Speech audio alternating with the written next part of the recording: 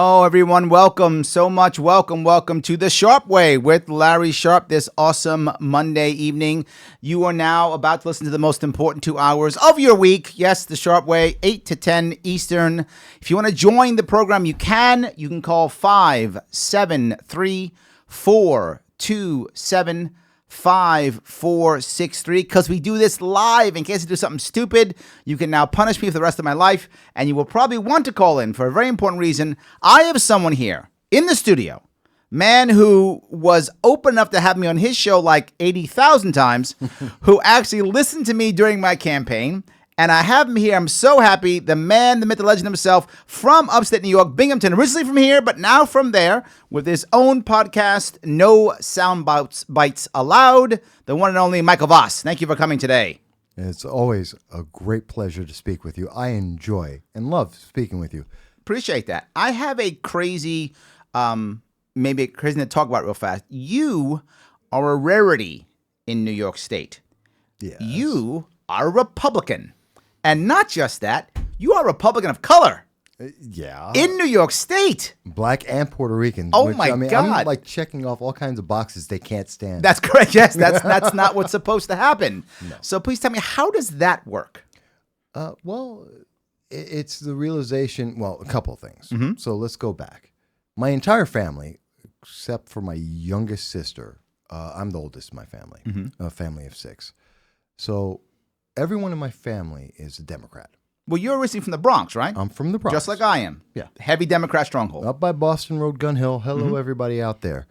So everyone's a Democrat. And pretty much everyone I knew was a Democrat. Sure. For the most part. Or at least they thought they were when we were growing up. Okay. And so you followed the family line. Absolutely. You just grow up and, that's what we are. That's what Democrats. we are, of course. Yeah, of course.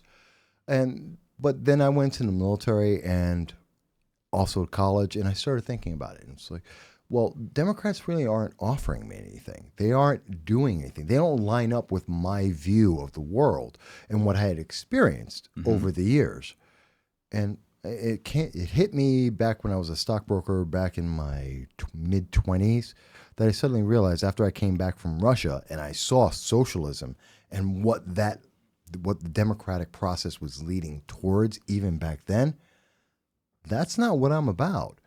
I believe in the rule of law. I believe in the Constitution. I believe in the freedom of individuals. I believe in the ability that government starts with us. And every time we pass a law, we only take away our freedom to give it to the government. That sounds libertarian to me. Wait a minute. It is, but it isn't. It is, but it isn't, and you know that. I know, but you do lean libertarian. I think that's true. On a lot of issues. You do lean libertarian. I think that's true. No doubt. But let me ask you a question then. Why do so many of us, and when I say us, I mean people of color, people from the Bronx, why do so many of us in block not go to libertarian, not go to Republican, not go any place except the Democratic Party? Why do so many of us just sit there in that party? That's something I battle with on a regular basis, and I have to tell you, I think I know what it is. Tell me. Advertising. Okay. Because it's peer pressure and advertising. We are advertised to be one way. Monolithic. Monolithic. We have one. We don't have a choice. 2 days ago, I had a gentleman who I was just relaxing. I just came back from work. He ran into me. I was watching the football game, and he said to me, "Wait a minute, are you really a black Republican?" I said, "Well, yes, I am," rather strenuously. And he said, "Well, how could that be?" I said, "Well, let's stop for a second. Stop right there. Stop. If I told you you can't make a choice because of the color of your skin, you would tell me I'm crazy. Why can't you do that to me?" No, it's a valid point. He had no idea what to say. It's a valid point. But hold on, let me keep going though here. It's clear though, without question, in New York State. Yeah. And maybe I'm in a similar boat than you here, but I mean, what chance does the Republican Party have in being successful statewide in this blue of blue states, right? I mean, look, Democratic Party runs this state. Yes, 100% runs this state, right? Guaranteed. And the people who would vote non-Democrat, most of them are leaving the state. You see them constantly packing up and going away. So those who would be fighting I feel like if you're a Republican in New York, it's like being a Democrat in Oklahoma. Right? Yes. If you're a Democrat in Oklahoma, the odds are Republicans are going to win. They're going to control everything. You're a Democrat. Oh my God, what are you doing? I feel like if you're a Republican here, you get the same boat here, right? I mean, when are you ready to pack up and leave like every other person who doesn't like Democrats? Well, you know me, Larry, because I love numbers. And so let me throw the numbers out there for people. Tell me. Since Cuomo's been in, we've lost about 1.8 million people. Yep. And of those 1.8 million, and that's balanced on the fact that we've actually had a bunch of illegal aliens, which are being counted. You can't. This is New York City. You can't say illegal alien. You know what? They can come out. I'm just saying. You can't say it's New York City. Yeah, I know. I saw that regulation. Absolutely. You know what? Yep. If de Blasio wants to come after me, let him. All right. Because I'm from upstate. Lock the doors. Lock the doors. Oh, there you go. Okay. So that's why you see 1.2. But we know for a fact, looking at Putnam County, they lost in last year, same time this year, 38,000 people, all of them in the middle class. Yeah. 38,000. Yes. It's a huge number. Absolutely. For Putnam specifically, yes. Yeah. We're seeing an exodus of the middle class and predominantly Republicans. Because in 2014, Cuomo said, if you love your guns, if you love the Constitution, if you love your religion, get out of the state. Well, we are. And guess what? We also lost $2 million, in the state budget in February because you can't tax people who aren't here. Yes, absolutely, yes. Yeah. So Cuomo tried to get people who are in Florida, though. He's trying, He's but trying he to can't. get people who aren't here. He's doing his best. Absolutely. He's trying his best. Yep. But so you're right that there is a big problem. What can Republicans do when Republicans are leaving because they've been pushed out? And when we have a state that's trying to go towards Alexandria Ocasio-Cortez, AOC, Democratic Socialist all the way, as Tom Perez has said for the DNC. Well, you know, there is one answer for you. Well, there's two answers. There's the Libertarian Party. Well, there's two answers. I mean, that is an answer. I mean, because Democrats will come here too. So we can get Democrats and Republicans. That is definitely one answer. And I don't mind people picking either of those choices. Okay. You know this from me. I'm a conservative Republican, which is pretty hardcore. At the same time, I respect people for making a choice as long as they make the choice for a reason. And if they want to be libertarian, which I think is a great choice, I'm happy for that.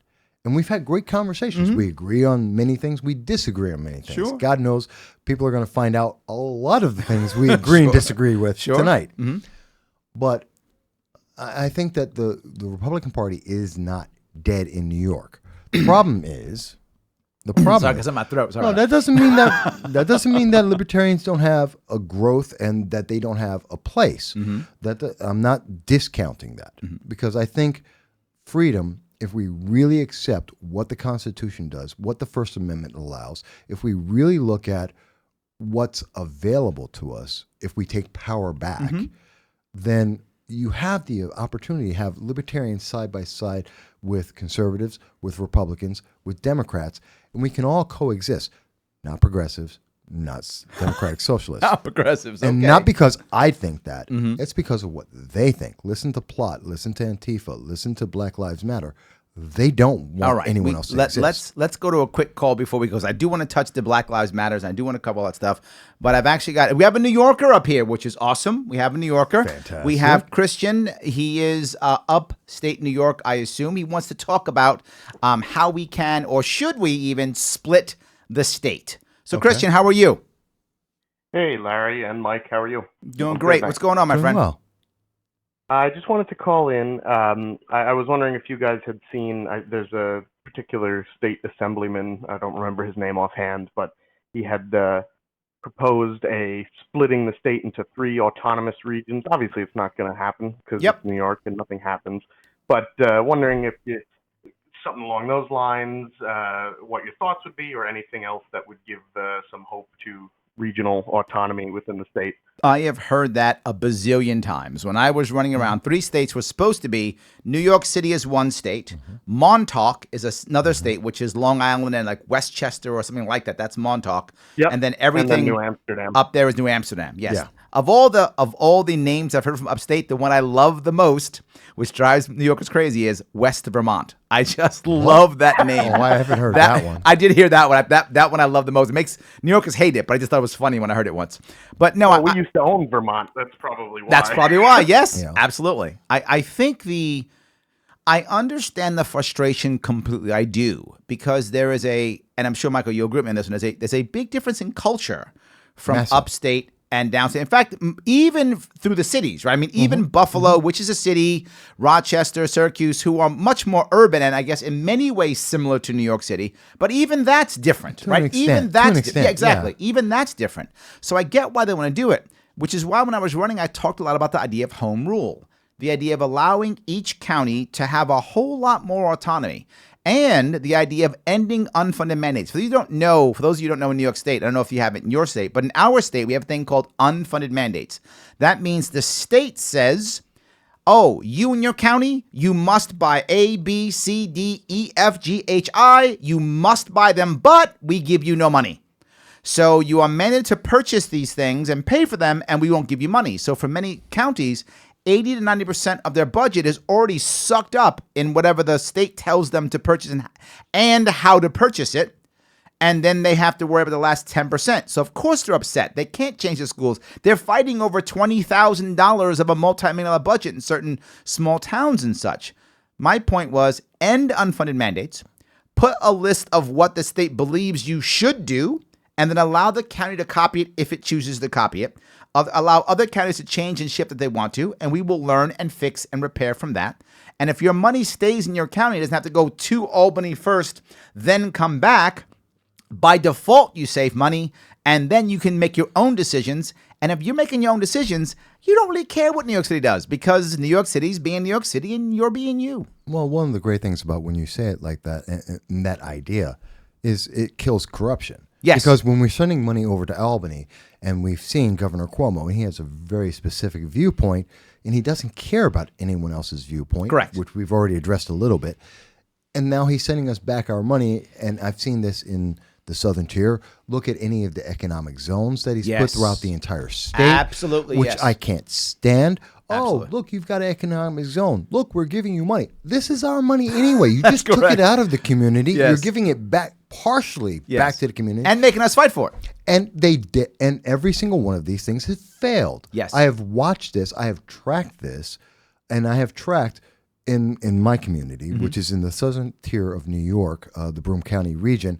I've watched what Pepsi and Coke have left with the bottling. Pepsi and Coke bottling left that region recently within the last 3 years. And they left.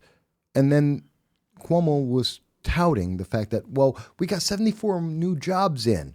Well, no, those weren't 74 new jobs. There were 74 promises of jobs for his economic zone development, of which, and I have proven this, and I know I have the records for this, of which most, about half of those companies were already behind in the money in paying their rent and being able to sustain themselves, and 2/3 of them don't exist anymore. Yes. And so we have a net loss with a promise that didn't get fulfilled, and this is all on taxpayer dime. Yes. And it's only helping him get reelected. This is why, Alexandria Ocasio-Cortez and I agreed on something, and that was not having Amazon come here to New York. And people thought, oh, Amazon should have come to New York. Oh, my God, all these jobs and all these things and all these wonderful things would happen here in New York City. Enough of the money. Oh, my God. Enough of that money. But what I said is we're going to give them $3 billion over the course of X enough companies, 3 years, 4 years, whatever the time period was, in tax breaks and such. And when we asked our mayor, our awesome dear leader, de Blasio, when we asked him, how were you going to pay for the infrastructure around to support it, he said, we'll tax the local businesses. So we're going to tax local businesses and give the richest man in the world a massive tax break to come to New York City. And then people still said, but Larry, 25,000 jobs. I said, if I believed it, maybe. I don't even believe it. To your point, Michael, none of his schemes have worked. Zero. Ever. Not one ever. Never. He's so like a perfect record of failure. He's a perfect failure rate. There's no Yeah. question. So I would, in theory, maybe hear it, perhaps, if I believed it. It's never worked. Why would I think this? And here's the worst part. What would happen if Amazon came, the bribes that they came in, the money people gave to Cuomo's campaign would, of course, be the what they give back in return. Right. And then instead of 25,000 jobs, they do 15,000 jobs or 10,000 jobs, whatever. Which right? would What do they do? probably happen. Yes, so Which maybe would they do probably that. So now New York City, New York State say, you promised. What's our punishment on Amazon? Nothing. Because otherwise they'll say, we'll leave. Yes. So what will they do? Well, you owe us money. They'll say, we owe you $3 billion. We'll write you a check for $30 million. Have a nice day. And New York City goes, thank you, and walks away. Yeah. How do we know that? That's what happens every time. It's been consistent every Yes. single time. And this is why we keep losing on each of these programs. And this is because we're not paying attention to what our leaders are doing. We're allowing them to get away with this. Cuomo should never have been getting away with this. We should never allow that. And But how do you stop? See, my issue here is we have a zero-sum game thought process, right? That, well, don't you want investment, Michael? Why do you hate poor communities? No, don't you want no. investment? That's the mindset. No, and my no. point is, I do want investment, but I don't want it from the government. I don't want taxpayer-funded investment. I want actual investment. And I remember when we talked about how this is going to be so awesome, how it's going to be so good to fix all these things and all this government investment in Utica. Remember Utica? Yeah, I remember well. There's a Nano hospital. Center. Oh, yes. As well as the center, the hospital, which Yep. is up in Oneida County. Absolutely. Which is a question of St. Luke's versus the downtown hospital. And I know this very well. Absolutely. And Yes. of course, people said, oh my God, you have to put the hospital. It's a great investment. And I said, awesome. It's a great investment. If it's such a great investment, why do you require taxpayer money? If it's a wonderful investment, why aren't New York City bankers rushing up there with checkbooks open saying, oh my God, I can't wait to give you money? Because literally these guys in New York City, their job is to find good investments. Well, so why wouldn't they rush up there and start writing checks? Well, let me give your listeners a little bit of background on this so Please they tell know me. exactly what it is. Go ahead. So we have 5 people in government who decided that they wanted to have a hospital, a new hospital in the Utica area, which is in Oneida County. Okay, which Central New includes- York, for those of you who don't know. Central New York. Central New York. And this is in the New York 22nd District. This was before Anthony Brindisi became congressman. It was back when he was an assemblyman. He was one of the 5 people, including Mayor Palmieri and county executive. Oh, don't kill us with Vicente. the details. It's okay. I know them. I know. I know you do. Well, you know me. I know you I do. know the details. So anyway, these 5 guys decide that they're going to put a hospital in. And against all advice, they decide they're going to put it in downtown Utica. Yes. Which makes no sense whatsoever because there's a hospital already there, St. Luke's, which they could do for cheaper to upgrade and make it better. And they're going to use eminent domain. To take away all the property. Yes. So over Massive 30 problem. businesses will go under. Including nonprofits. That's correct. Including nonprofits. nonprofits. Yes, Yes, that's two correct. nonprofits. And it's gone from $300 million for the taxpayers to currently it's $600 million for the taxpayers, not including a parking garage, which is all taxpayer. There we go. And if this was such a great idea, if this was so wonderful, because they keep thinking that, well, everyone's going to go to restaurants and to shopping because they have a hospital next door. I've been to Montefiore. I've been to hospitals all over. I don't know anyone who says, hey, you know what? When I had my leg broken and I was in the bone center down here in Manhattan, I didn't remember anyone who came to see me said, you know what? We'll be right back. We're going to go down to Bonton and go and buy a couple of jeans. Absolutely. And we'll be back Yeah, for you. exactly. Yeah. It's Yeah. this We're going to is see you, stupid. but there's just amazing restaurants out here, so we're not going to go. Yeah, exactly. And why take away someone's property for that? There's the worst part. Which is There's the worst it's no justification. Absolutely. This is the problem when we have politicians in a single party who have total control, who have no accountability, Yes. and decide, well, we're just going to do it because we can. Yep. And the same problem with Amazon.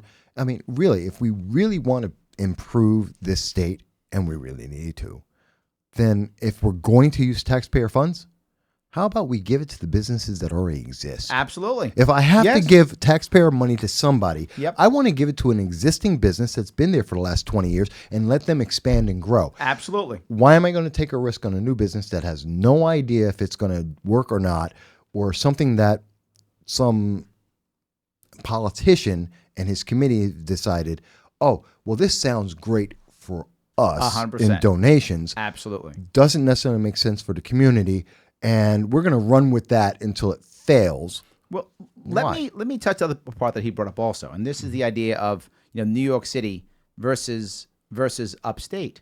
When it comes to voting, it isn't just New York City versus upstate; it's all of the cities versus most of rural.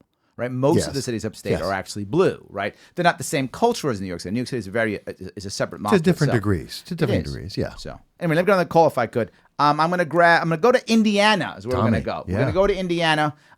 This is Tommy. Tommy has called in the past. I think it's the has? same Tommy. I assume so. I could be wrong, Okay. but Tommy is gonna talk about cyber security. That's what he's gonna talk about. Tommy, are you there? Yeah, Larry, I'm here, buddy. How are you, sir? Man, I am doing great down here in Indiana. Everything's going real good. Actually, glad I got through to talk to you. Yeah, but you bring up didn't you talk to me about cybersecurity like 3 weeks ago or something? Yeah, with Deborah. Yes, But, that's right. it's- Yes. Okay. It's interesting that you titled the show Upstate versus Downstate Mm-hmm. because and I wanted to ask Mike tonight, Yes. when you look at the merging of people getting elected to office and they're taking on the cybersecurity role, Mhm. is it vital, Mike, in your opinion, that the upstate and the downstate, regardless of what state you're in, that both sections, north and south, or upstate or downstate, are not only on the same page, but they're sharing intel with each other to make each other better? Okay, let me think of it. Let me rephrase that a little bit, because it's not upstate, downstate. It's not north, south. It's the public. Are they informed, and are they properly informed? Which generally, in almost every state I've seen, the answer is no. Most people, the majority of people, especially in New York, I mean, we have between 38 and 42% of the people are actually going out and voting. And that's in an election year with the president. Mm-hmm. And without the president, it's even lower. Yes. Where we are normally somewhere between 42 and 50 in voting. And many states, you're in Indiana, and you actually have a much better state. People actually show up and vote. But we're seeing in Democratic strongholds like California, New York, a couple of others, Chicago, Illinois, people don't show up and vote. Mm-hmm. There's your problem. So it's not so much the rural versus the city. It's what do we really know about what's going on? How involved are people? Once you step away from that, because if you have people who are involved, the answer is, well, yeah, we're all going to work together to get the same goal, because what helps New York City helps upstate.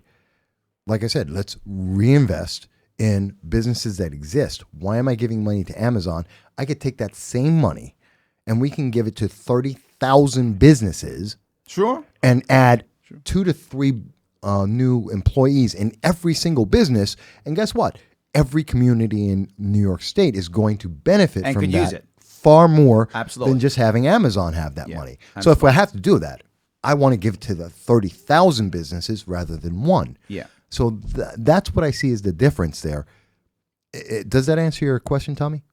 Yeah, actually it does, Yeah. Mike, and it kind of gives me a different way to go about it. So, man, I appreciate you Tommy, taking hold the call, on. Larry. Tommy, hold on. I want to bring something up here. And the idea of rural versus urban, upstate versus downstate, wherever you are. If you're in Illinois, your upstate is Chicago and your downstate is more rural, right? It's Yeah. reversed than in New York, Right. But either way, the issue that I want is I always, to the best of my ability, I want diversity of thought with singularity of purpose.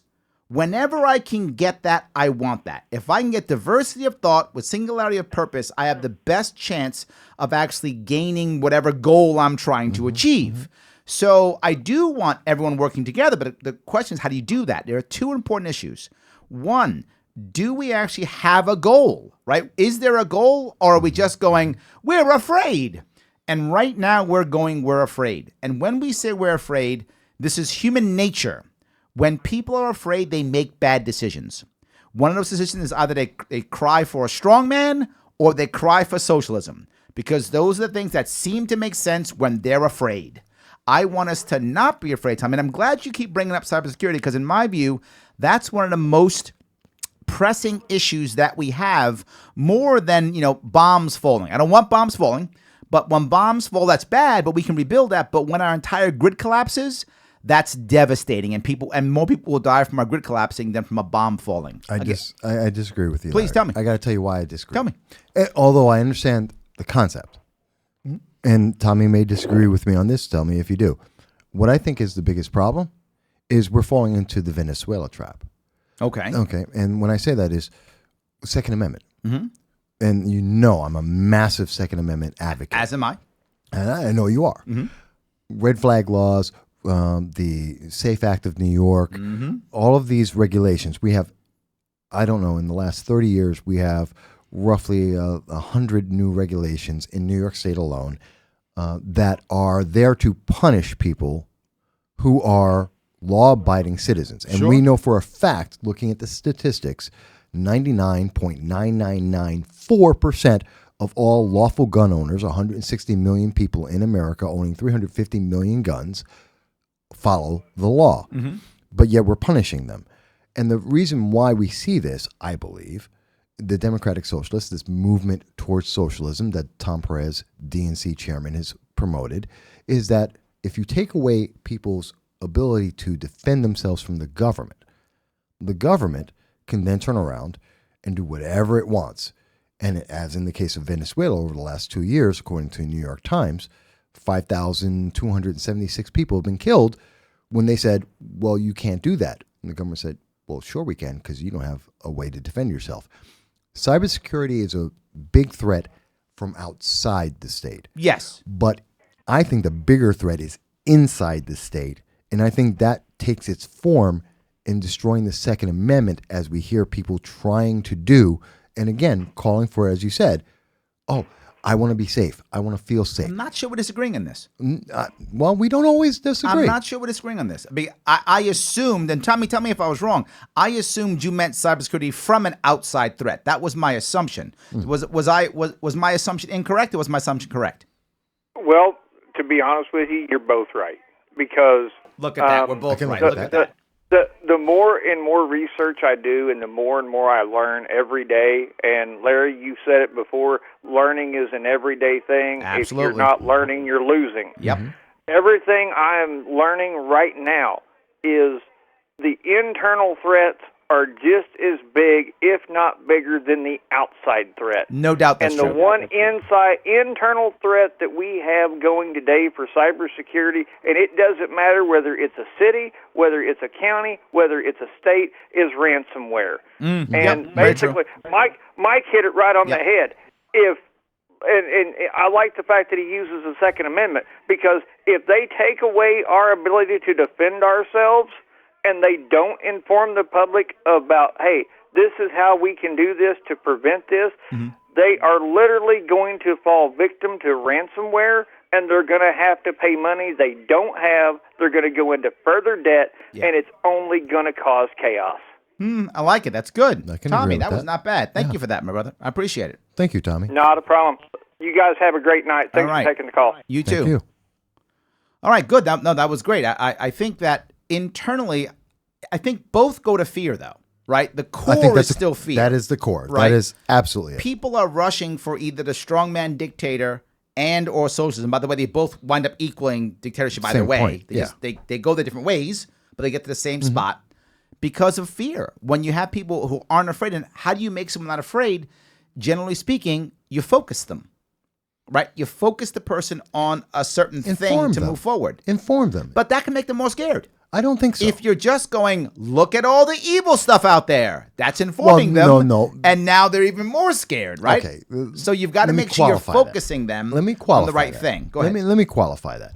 So it's not just informing them about the isolated event you want to, because that's what they're doing right now. Absolutely. Here's the information. aren't you terrified? And again, I go back to the Second Amendment because it's a very clear example of this. Oh my God, mass shootings are terrible. This is a problem. We have to do something about that. Except they leave out the fact that mass shootings have been happening since 1965. Mm-hmm. They leave out the fact that the average of mass shootings in the United States have been 20 per year, every year, with 100 people being killed every year. They leave out the fact that this is the lowest category of death in the United States, according to the CDC. They leave that out.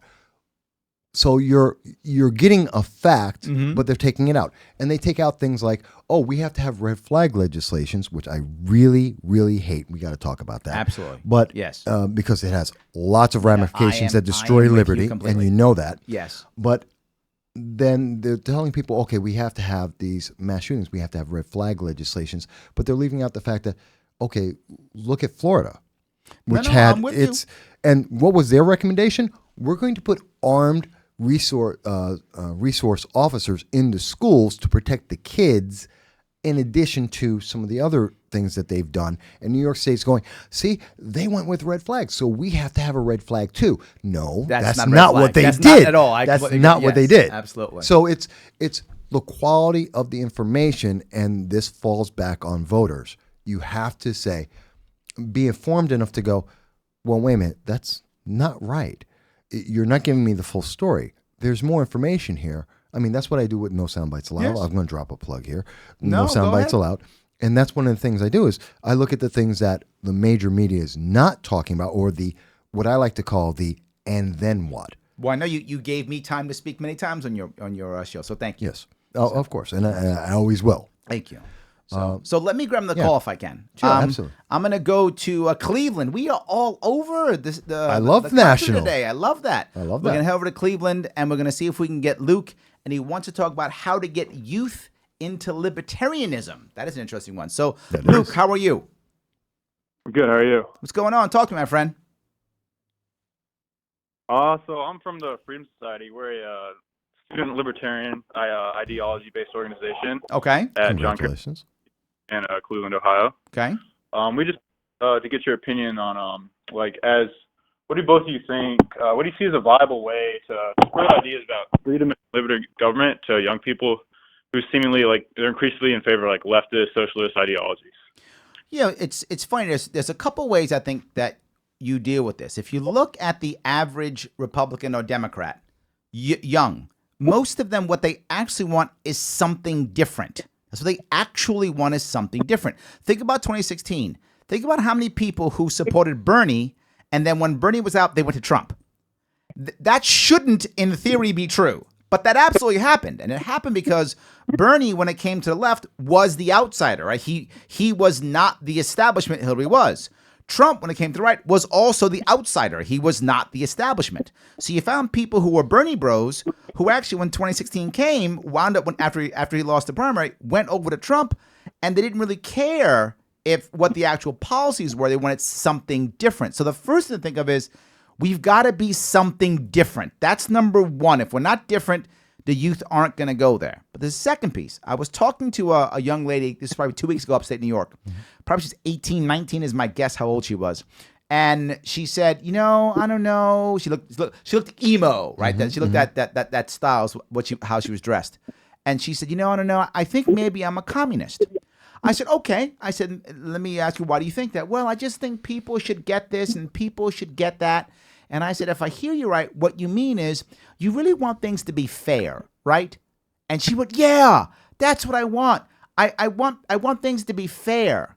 I think the way we're able to touch the youth is by, one, being different, and then two, talking about fairness and letting them know that the only way to fairness is not government. That's not the only way to get there, and they believe it's the only way to get there. Well, I would say this as well, and I just had, literally last week, I was one of the featured speakers at the Binghamton University, and I was doing a speech with a couple of other associates, colleagues, on communism and socialism, something that I know about because I've lived in Moscow. Sure.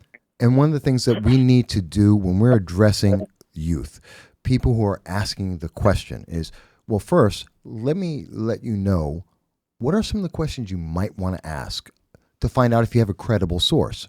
Like one of the things I always love to say, if someone's telling you socialism is the best answer ever, first thing you should ask them, have you ever lived in a socialist system? I have. I personally have lived a year and a half. It wasn't done the right way, Mike. Well, you know what? It wasn't done the right way. That's the excuse. Come on. That's always the excuse. Of course it is. We have a better way to do it. Of course you do. Yeah. Except every time someone has said that, it's always wound up in the same failure every time. So, but you have to understand, let's qualify the source.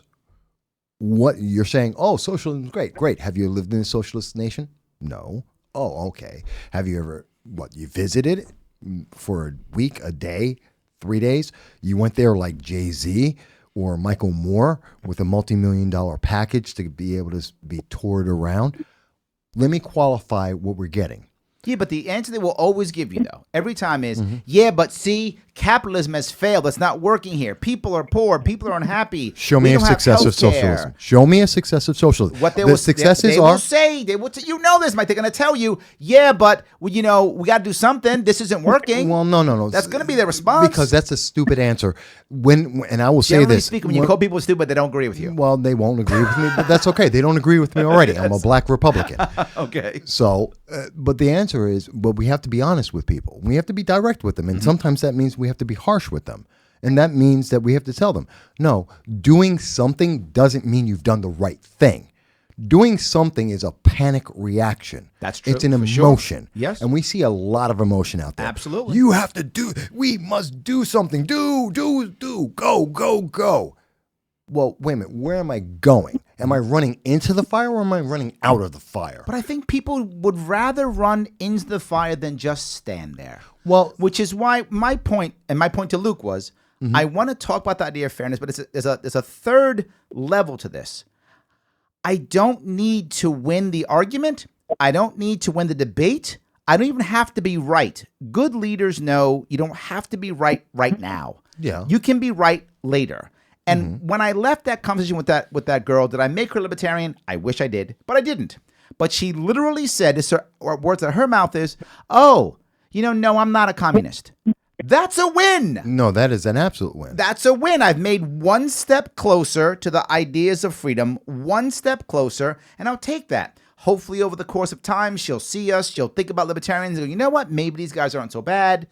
Luke, I think the answer is it's not one conversation. It's dozens of conversations, multiple conversations. And if you ever see me, one reason why I have this show is because I want to talk to people who aren't full libertarians, who lean a little bit here or there, and we can have some conversations and we can share audiences. And I think it's a part of doing it. I want to get more people to look at the Libertarian Party and the Liberty Movement and go, they aren't crazy. They're actually okay. Well, you know what? They're okay. Yeah. Luke, does that make sense? Yeah, I think that's a great point, actually, because we have about 15 members of our club that come and participate. We only have 2 people that consider themselves libertarian, so I think that's definitely what you made there. Well, there's an issue that happened right here in Queens. You'll know this. There was a woman who was running for DA of Queens.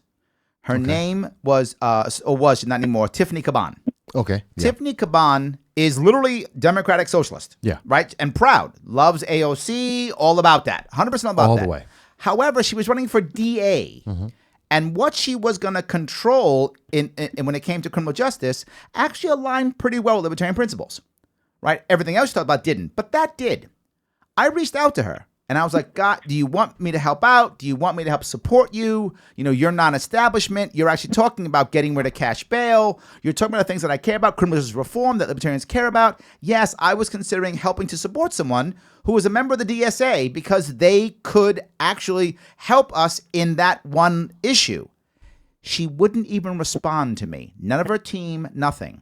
She lost the primary by only a couple hundred votes. All she had to do was open up a couple of hundred votes. It was a recount. She lost in a recount. All she had to do was go, you know what? Yeah, Larry, I'm in. Let's help out. I could have gotten her a couple of hundred votes in Queens, and she'd be the DA tomorrow.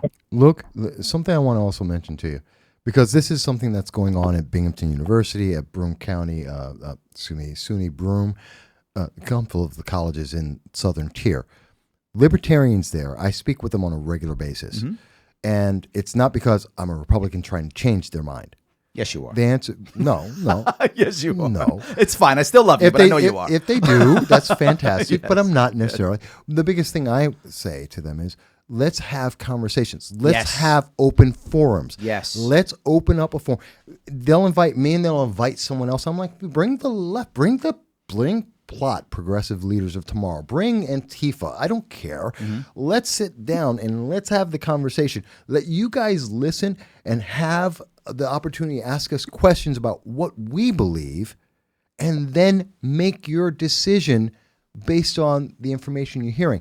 And I've seen, and I believe, and so far it has been successful for libertarians and Republicans alike at the school, that they're getting more information and they're getting more encouraged, and I'm seeing more of them come in. I've done 3 events over at Binghamton University and the colleges out there, and they're coming out in droves now because someone is talking to them, someone is answering their questions, even when they don't agree. Getting angry, not just getting angry at them. No, actually talking. No, it's a conversation. Yes, and even when they don't agree with me, and I've had lots of people come afterwards and go, Mike, I don't agree with you at all. Okay. That's fine. But you're not a one-word story. You're a human being. Yeah, absolutely. And we get to, and you're not alone, Luke. Yeah. You are not alone. Absolutely. Good. Luke, did I answer your question? Yeah, thank you. I appreciate it. Awesome. Thank you, my friend. All right, I'm going to stick to the phones if you're okay with that. I'm perfect. All right, we're gonna go back to New York. We're gonna go back to New York. We're talking about the 2020 LP, which sometimes drives me crazy, but that's okay. I'm happy. I said I'll take every call. I'll take them all. We're gonna grab Dan from New York. Dan, how are you? Hi, Larry. How are you doing? I'm doing great. Talk to me, my friend. So, Larry, Mike, this question is for the both of you. We're about a year out from the 2020 election, and I wanted to get your guys' opinion on who you think the Libertarians will nominate for president going into next year. Well, I'm going to give you I'm going to go down a road which I think may make Mike go crazy, but I'm going to go anyway. I'm going to walk down this road. Number one, I think the Democrats are really in trouble because they are not paying attention to the American public. Trump should, in theory, not in practice, in theory, he should be losing badly. He should be. He's under attack from impeachment, but he's not. It's simply not happening, and it should be. And I think most of this is the Democratic fault of they're not paying attention, they're not listening to the people, and they're jumping on a base. They're not doing what Bill Clinton did very well. I'm not a Clinton fan. He completely screwed me over. But I'm telling you, he was smart. Bill Clinton basically said, I'm not worried about the left. They're going to vote for me anyway. I'm going to move to the center right away. I'm going to move towards the right even, and I'm going to get more votes. And the Democrats are going, we're going to triple down on left as left could be.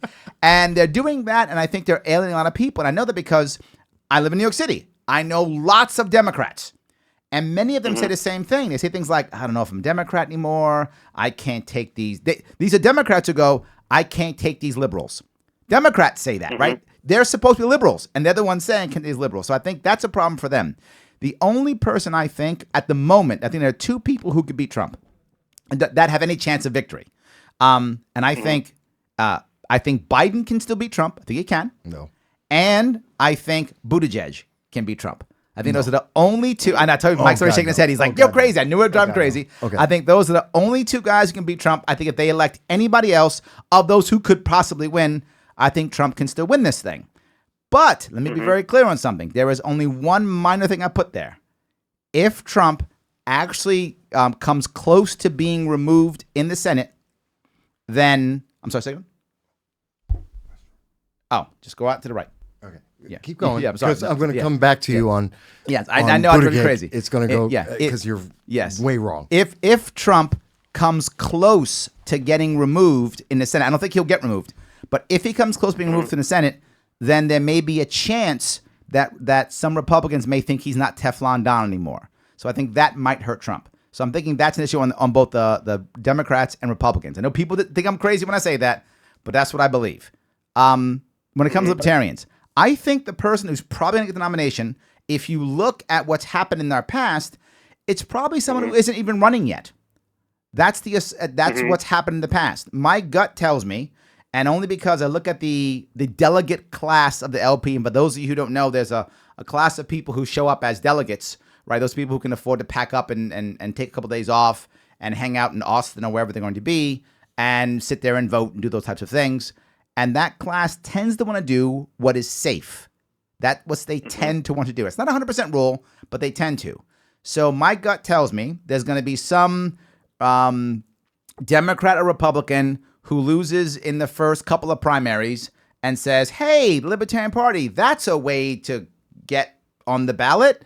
And they'll come over and they'll promise money. And I think that the delegates, sadly, will probably vote for that person. I think that person may actually win. I don't doubt if it's someone. I don't doubt if it's going to be one of the Republicans who lose against Trump in the New Hampshire primary or one of those primaries. I don't doubt if it'll be one of them, and then one of them loses in the primary against Trump in New Hampshire, then decides they want to become libertarian. They join our party in March or whenever that is. They show up at the convention, and then we vote them in. I mean, that I hate that being true, but I could see that happening. Did I answer your question at least? Well, It does, but as long as it's not Bill Weld. I think Bill Weld could do it. And let me tell you what I believe Bill Weld's goal is. I think, and I don't know this, I haven't spoken to him, but I believe he wants to do very well against Trump in New Hampshire because it's an open primary. So if he can get independents and Democrats to come and vote in the Republican primary, he can make a good showing against Trump, maybe get 20, 30% even. I mean, it's possible if he can do that by getting these other people in. If he does that, that's his goal. If he achieves that, he can then drop out, come to libertarians and say, look what I did against Trump in New Hampshire.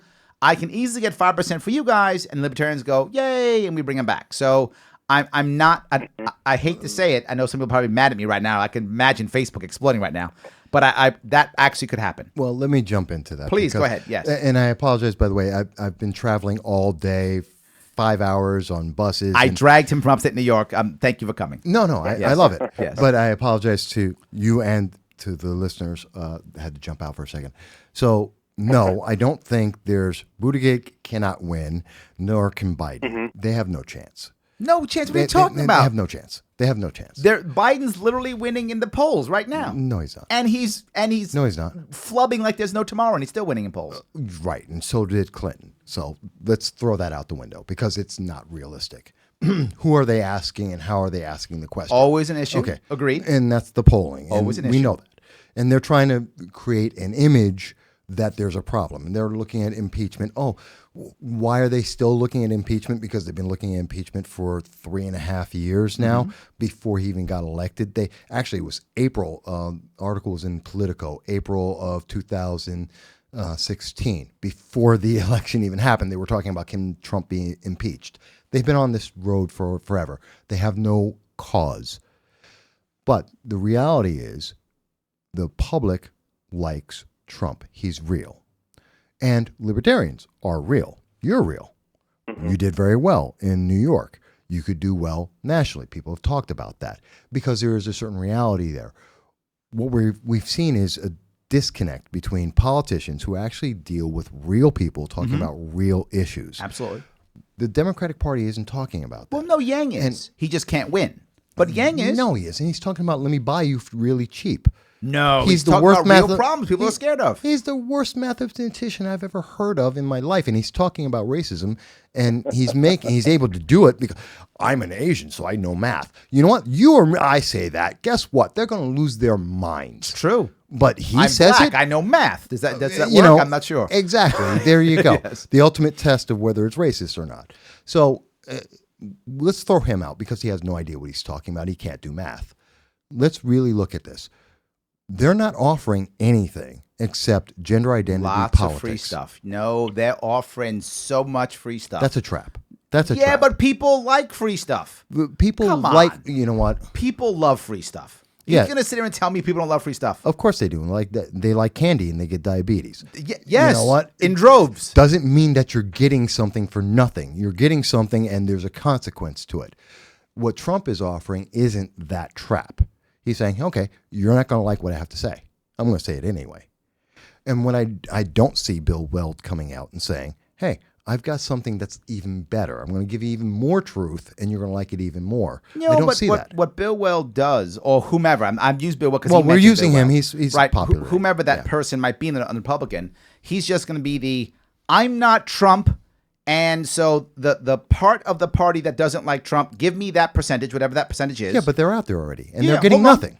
Hold on, but they haven't. And they're saying, hey, if you're a Democrat and hate Trump, come vote for me to get, to punch Trump in the gut. There's enough Democrats who hate Trump who would do that. That's what I'm saying. I'm not saying that. Look, we all know that in the Republican base, Trump's popular. That's true. Yeah. But there are a lot of Democrats who would absolutely abandon their own primary and to vote against Trump. That would happen. The question is how many.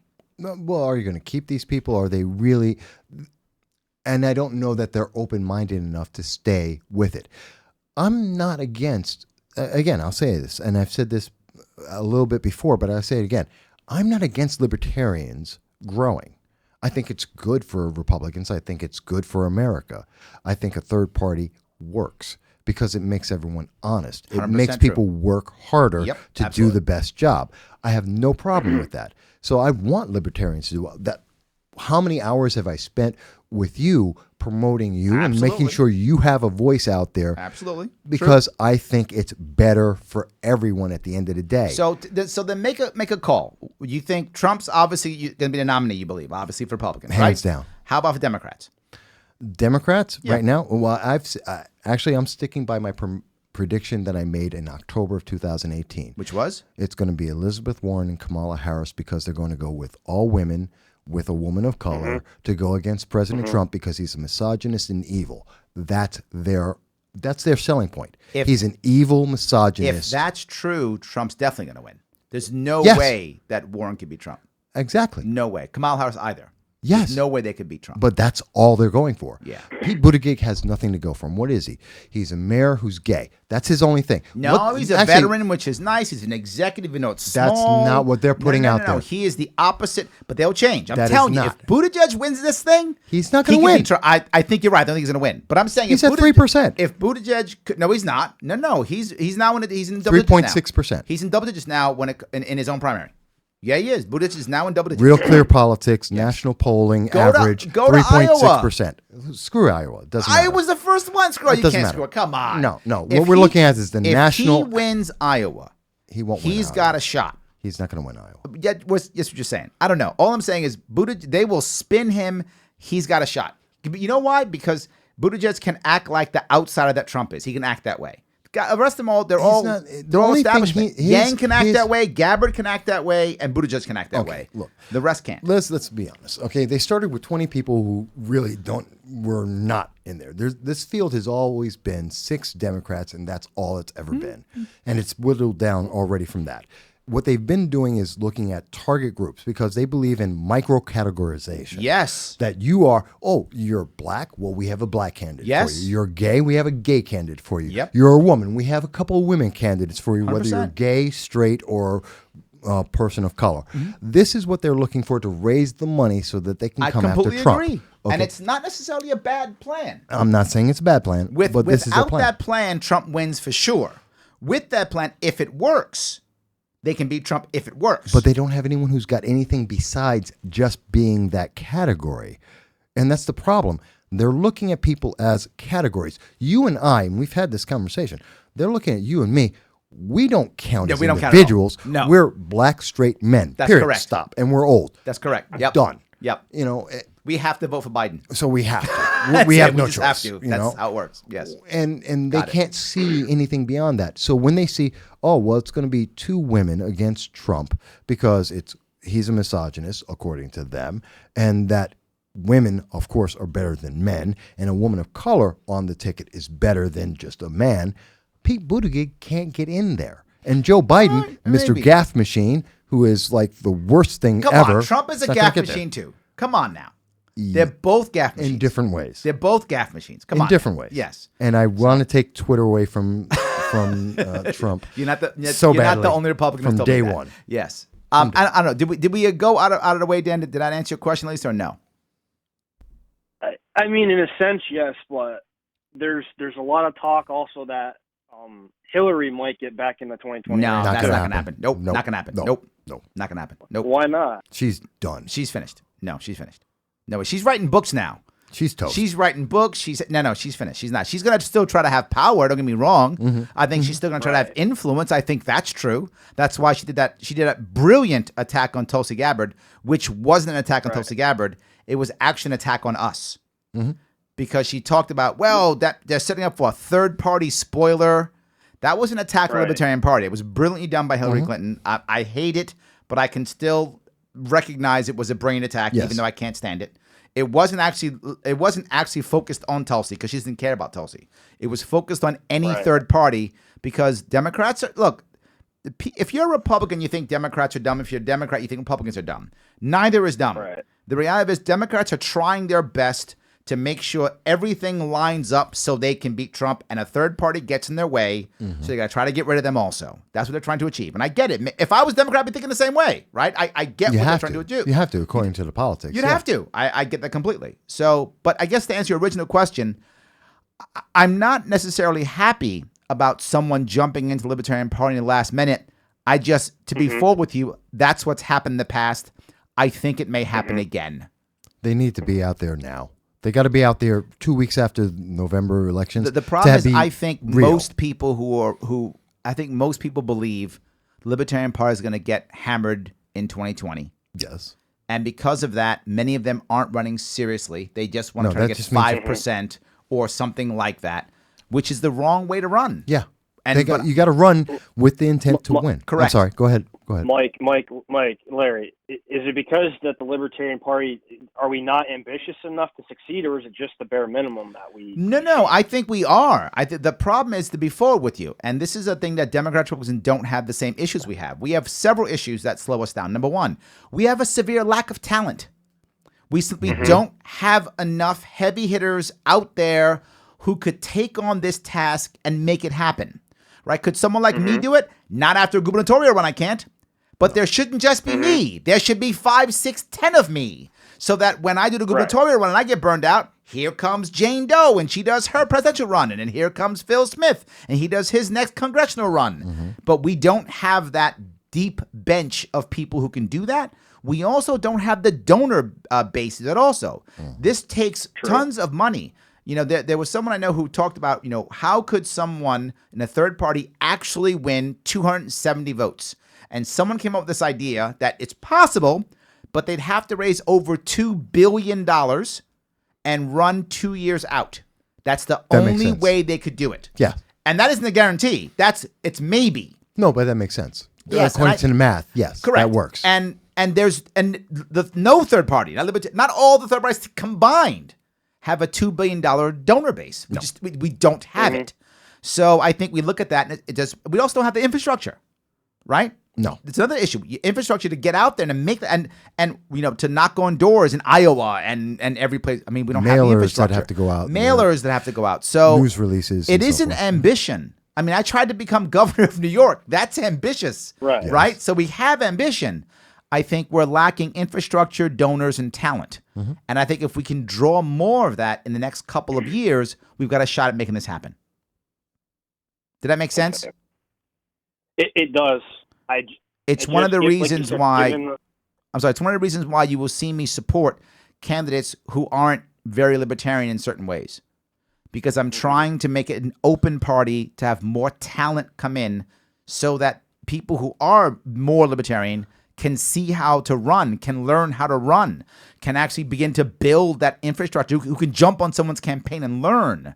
So I'm trying to build my farm team. Once your party, the Libertarians, gains that experience and gains that capability, because and I agree with you, those are the 3 areas you're weak in. Absolutely. And if your party gains that, then you become highly competitive. Absolutely. And money falls into your lap 100%. At that point. Absolutely. It does. Yes. And that's just political fact. Yeah.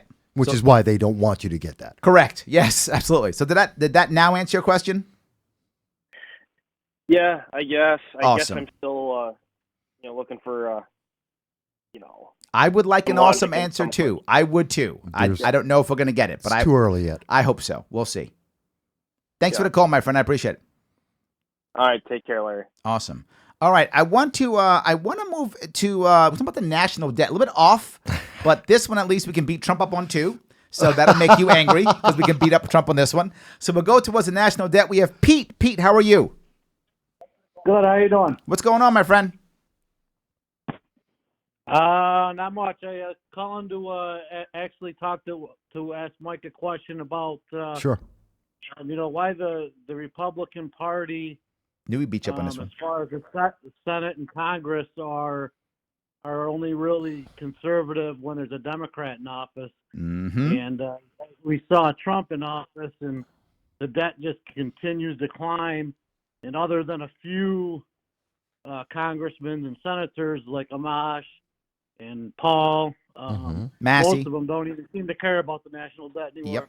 Agreed. Well, let's address this properly. Yes.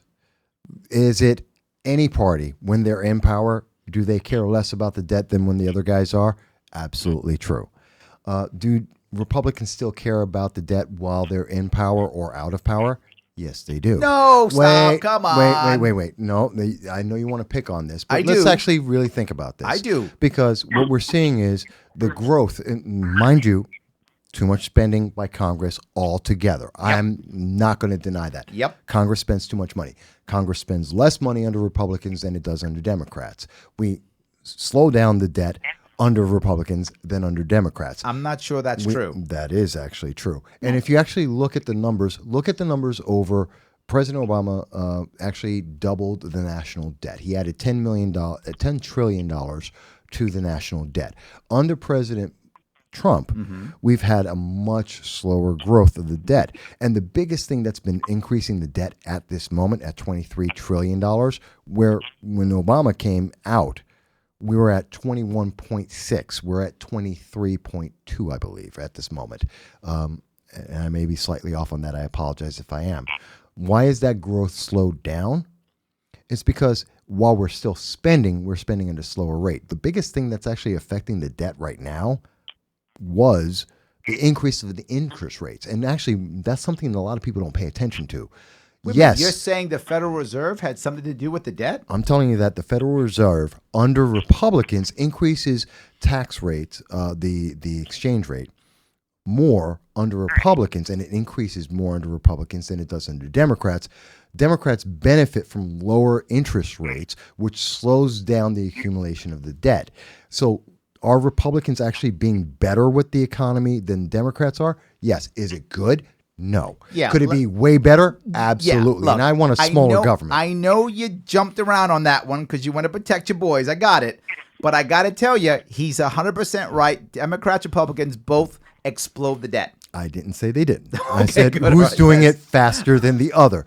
And I agree, we need to cut that. We need to cut government spending. Absolutely agree with that. And when someone's in power, what's the biggest thing that they spend money on? Pork barrel spending. Of course. Because they want to get reelected. Or they want their wall if they're Trump, or they want Obamacare if they're No, Obama. I like the war. I like the wall. I don't like Obamacare. But for it doesn't a lot matter. Of other It's reasons. still tons of debt. Well, not exactly. See, he's but- exactly right. It's your wall, so you're okay with it, right? But if No, you're a because there's- Democrat, no. Democrat says it's health care. No, It's totally because fine. because there's long-term repercussions. What we're talking about with Obamacare is actually removing people's freedom of choice, and we're giving And the a wall government- isn't. Well, the wall doesn't create the opportunity for the government to say, "We tell you you must do something." If the government can tell you you must do one thing, it can tell you you must do everything. There is a big difference I think there. there's some dodge in there. Are you with me or no? You still there? Oh yeah, I'm still here. I mean, I totally agree. It's just I would, in theory, I would like to be a Republican, but they're not conservative. They say they're conservative, but they're not conservative. They just want to spend the tax dollar on something else, just like you said, the military, Yep. Foreign wars, endless wars, the wall that wouldn't do anything. That does a lot. I mean, a big wall will just get a bigger ladder. I like that. Pete, getting some. Well, I can understand part of your complaint there. And like I said, we do need to slow down and stop. We need to shrink the size of government. I agree. And I think pork barrel spending is a big problem with 100%. that. And I think the answer to that for both parties, for any party, is let's put in term limits. I agree. Limit everyone to, I believe, 3 terms for Congress, 2 terms for the Senate, and you can't run again. No, I agree. There's no doubt that there's far more corruption in the Congress than there is at the executive branch. Absolutely. No doubt, 100%. And I think that's the biggest problem with that. And if you were to remove that, we would be able to have more influence in cutting the spending of the government, because they're spending like drunk sailors. Actually, drunk sailors are more conservative. Yeah, because they actually run out of money. They don't have to exactly run out of money. You know, exactly. Yes, so it's something that you're right, Pete. They spend way too much. I agree with you completely. As a Republican, a conservative Republican, I have great issue with it as well. Working on it. There we go. Working on it. Pete, was that okay? Well, why is Trump signing these huge spending bills? Some of these are record spending bills, and he's signing them and saying that's the greatest thing ever. There's always spending bills that are great ideas, and they're always records, and every president's done that for the last 50 years. Since we started going into debt. So this is the piece I agree. I don't. This isn't a Republican problem. No. This is a presidential power problem. This is a congressional problem. I just don't think. My thing is. Go ahead. My thing is the Democrats will at least be honest, and they'll tell you they're going to tax the hell out of you. That's a valid point. Your money. No, they're not honest about that. They say they're conservative, and they're really not. No. Bernie's right up. Bernie's like, I don't want billionaires to exist. Bernie's like, I want to tax 90%. Bernie's 100%. He's right up front there. He's 100% up there. Bernie's not playing the games. Bernie literally said, I don't want any billionaires. He's happy to tax you till you're not rich. He's all about that. As he remains rich. Yes, and he literally said middle class people are gonna pay more taxes. He has said that, and he's reworded it many times. And you know what? I don't really take a whole lot from Bernie very honestly or seriously when he's a millionaire who has donated. I've donated more to the IRS than Bernie has in his entire life. There we go. So I don't take him too much. Pete, thank you for that call. I appreciate it. All right. Thanks. Awesome. You know what? Let's go over to Long Island. This is an issue that I think both of us will probably agree upon on this one. I'm not sure, but I think we might on this one. We're going to talk about vaping. Yeah, I'm wondering what he means by what he's saying there. We'll find out. Let us know. Matthew, you there? Yes, I am. How are you, sir? I'm doing all right. How are you? I'm doing great. Talk to me about Vapors Vote. So, I just finished watching President Trump's speech in Kentucky. Okay. Along with about probably close to 5,000 of my good friends and colleagues in the vapor industry.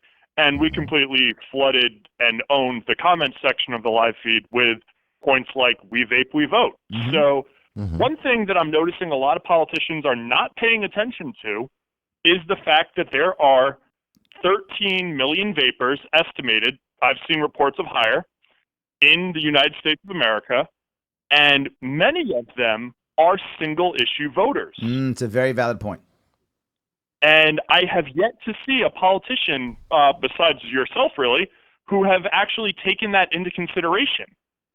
I mean, we're looking at a presidency right now that's based off of the Republican beliefs of, less regulation, pro-small business, in theory, freedom, so forth and so forth. Yet we have the president right now talking about doing a flavor ban, but only allowing menthol and tobacco. Yes. New York's been very proactive about that, so has Michigan. I do know there's about 10.6 million that was estimated. It could be as high as 13 now. Last data I saw was 10.6 million. And I know vaping's been around since 2003. It's been almost 18 years that it's been existing. The problem isn't vaping. I know there's the big scare, and it goes back to scare tactics. Absolutely, yes. Oh my God, there's so many people who are dying. Wait a minute, that's the lowest category of people dying in the nation from any cause of any category. Right. And it's because of added on products, mostly THC and cyanide, being added in that's caused these deaths, and almost always older individuals who already have pre-existing health conditions. So I do feel for the vapors out there. I do know the data on it. I have looked at the CDC records so far.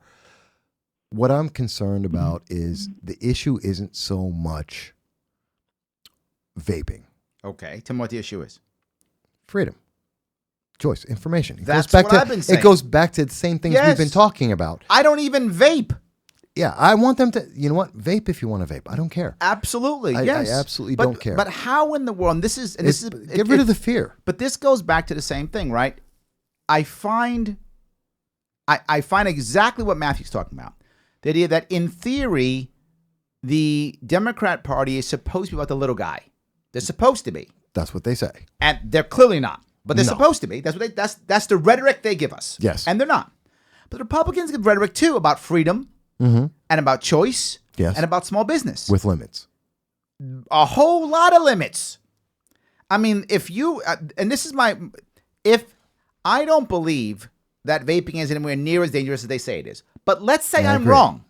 Let's say I'm wrong and it is. Let's say I'm wrong and it's dangerous. So then why don't you then just regulate like cigarettes? Or regulate like alcohol, or whatever is the thing you're going to do because you think it's so evil or bad. No, they're banning flavors. And this is where I think they've gone too far. They're banning things, right? I understand. And they're saying if it's tobacco, it's fine because you know what works well? Cigarettes. I mean, the insanity of that drives me crazy. But not just that, they're doing it without even asking the industry. They're just basically destroying an industry. They're destroying an industry. And when Democrats will say they care about the little guy, and if you know the vaping industry, it's all about the little guy. Well, wait a minute. And Republicans say small business, and it's all about small business. Where's been the focus on this? Where have we seen the real bans coming from? New York State, Governor Cuomo, single party government. We're seeing it in Michigan and California. Trump's talking about it. He's kind of talking about it. Where is it actually happening? Where is it actually happening? And that's in the Democratic stronghold. No, but when Trump talks about it, the second he brings it up, now that gives credibility to it to a lot of people who are thinking, wait a minute, should we care about this or not? No, credibility came when the governor of New York stepped on all of the people of New York and said unilaterally. Yes, he did. I mean, not outside the state. I'm sorry, not outside the state. In New York State, yes, but not outside of New York State. New York State is looked at as a leadership. We're the testing ground for most of the liberal policies out there. You are right. And they're using us as, oh, look, New York did it, so we should do it too. Almost every single liberal issue out there, it's either California or New York. We battle with California to say, we're the most liberal. Let's go more progressive. Yes. We did it first. And they follow our lead on almost every single issue. So when President Trump is reacting, he's a president, he has to keep his approval ratings up to be effective. He still needs to be able to reach out to the public on both sides, and he needs something that's going to keep him going. Trump doesn't reach on both sides. He doesn't, but he needs to try, and he does try every so often. The second term of Obama is when that actually died, right? Prior to the second term of Obama. First term. No. First term, he was still talking. He was still talking. He's going to be uniter. He was still talking that stuff first term. No, yes, he was. And at the same time, he was also saying things like, that's correct, but he stopped talking second term is my point. That's when it officially died. First term, he was still talking, I'm going to bring them together. I'm going to unite. He was still talking that trash first term.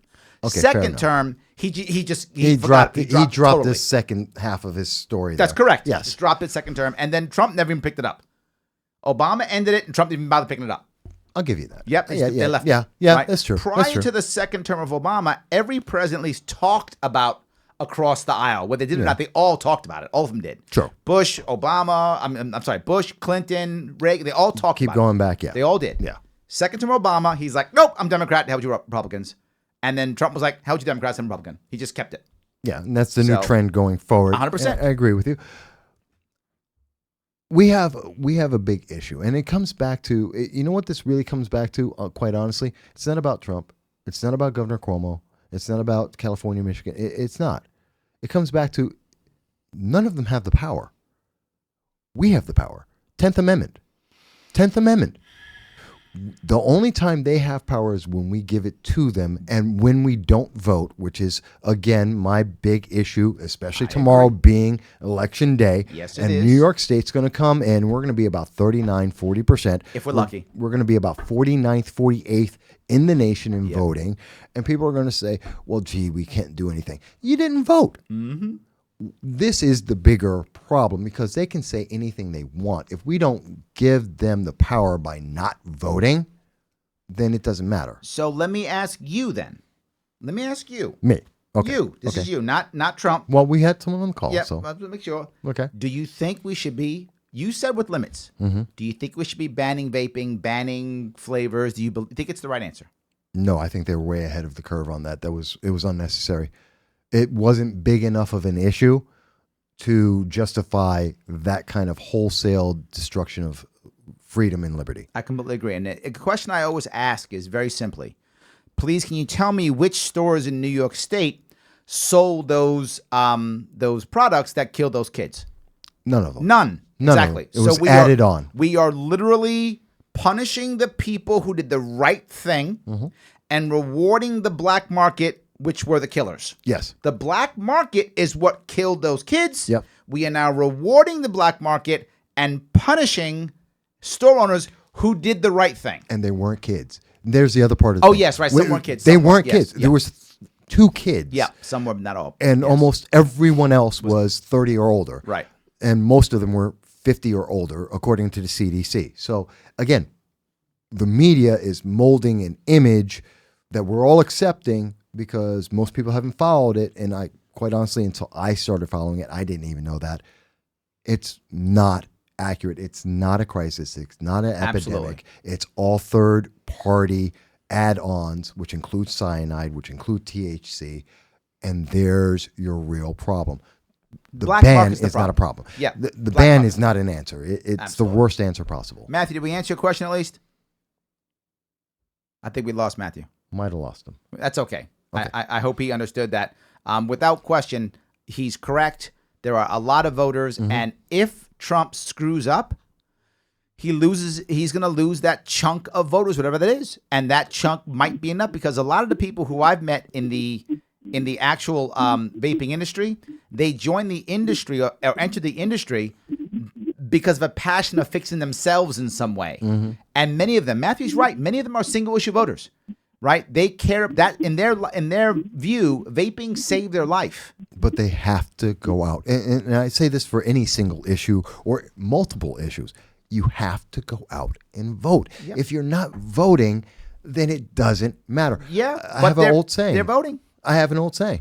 You know why people think that they've been sold this idea that their vote doesn't count, and the people who are selling it are the people who are voting, and it's really great. It's a real simple system. If you have 10 voters, 7 out of 10 aren't voting, you don't matter. You don't have a voice because you didn't vote, so you're gone. So there's 3 people who actually matter. One is donating $5,000, $10,000 through whatever the PACs and so forth. You got another one who's donating $200, and you got someone who's not donating anything. What order do you think that the politician's going to pay attention to? Absolutely. You know what? If you had 7 out of 10 people voting, entirely different. I agree. Scenario. So you got to get out and vote. And tomorrow is election day. It is election day, get guys. out and voting. All right. Let me. I'll stay on the phones if I can. I'm going to go to the Bronx. Right where you and I are from. Yeah, absolutely. And actually, this is closer to me than you. Oh, yes, it is. Yeah, that's right. That's right. I'm down south. We're gonna head over to Dion in the Bronx. Dion, how are you? Great. What's going on, my friend? I'm okay. Who is this? I'm sorry. This is Larry. You are on there with Larry and Mike. Hi, Larry. This is Dion from the Bronx. It's good to see good, positive brothers like yourself. Thank you. I'm over here. I help you guys start the Bronx LP. I'm a Democrat on paper, and I love what you guys are doing. Oh, thank you. I appreciate that. They gave me one word to use for you guys, and I said co-ops. Okay. Say that? I said that because I keep trying to tell you guys down here in the city that you got to use the same strategy with the Democrats that the socialists, the progressives do, and the Workers' Family Party do here in New York, which is you have to leech off them and make sure your agenda is merged with their agenda, and that way you build your base of support that way. I think that's the only way to hurt these guys and actually change the narrative and pull it more. Give me an example of what you're talking about, Dion. Give me an example. All right, the Workers' Family Party, for example, they latched on to the Democratic Party to get control, right, and then influence all progressives that way. But seeing as though they wanted to keep their party line, they had to realign themselves with Cuomo at the end. Cynthia Nixon, that whole situation. I remember that. With you. So I think to make the Libertarian Party a force, like the Conservative Party is a force of Republicans, you guys should use a similar strategy, Well, I'm not sure I'm not sure the Conservative Party in New York State is actually very powerful right now. They didn't put up a candidate for the governor. They didn't even force a primary with a conservative candidate. They had a conservative candidate. For those of you who don't know, DeFrancisco was a conservative candidate, and the Republicans kind of pushed him out, didn't even give him a chance to go through the primary. I'm not sure the Conservative Party actually is very powerful in New York State. And the second thing is, if Working Families Party is going to go away if Cuomo has his way and he gets rid of Fusion. If Fusion goes away and they then raise the number to be a real party to be $250,000, there's only going to be, I'm sorry, 250,000 votes. I'm sorry. There's only going to be 3 or 4 parties in the state. It's going to be Democrat, Republican, Libertarian, and maybe the Greens. Every other party's gone.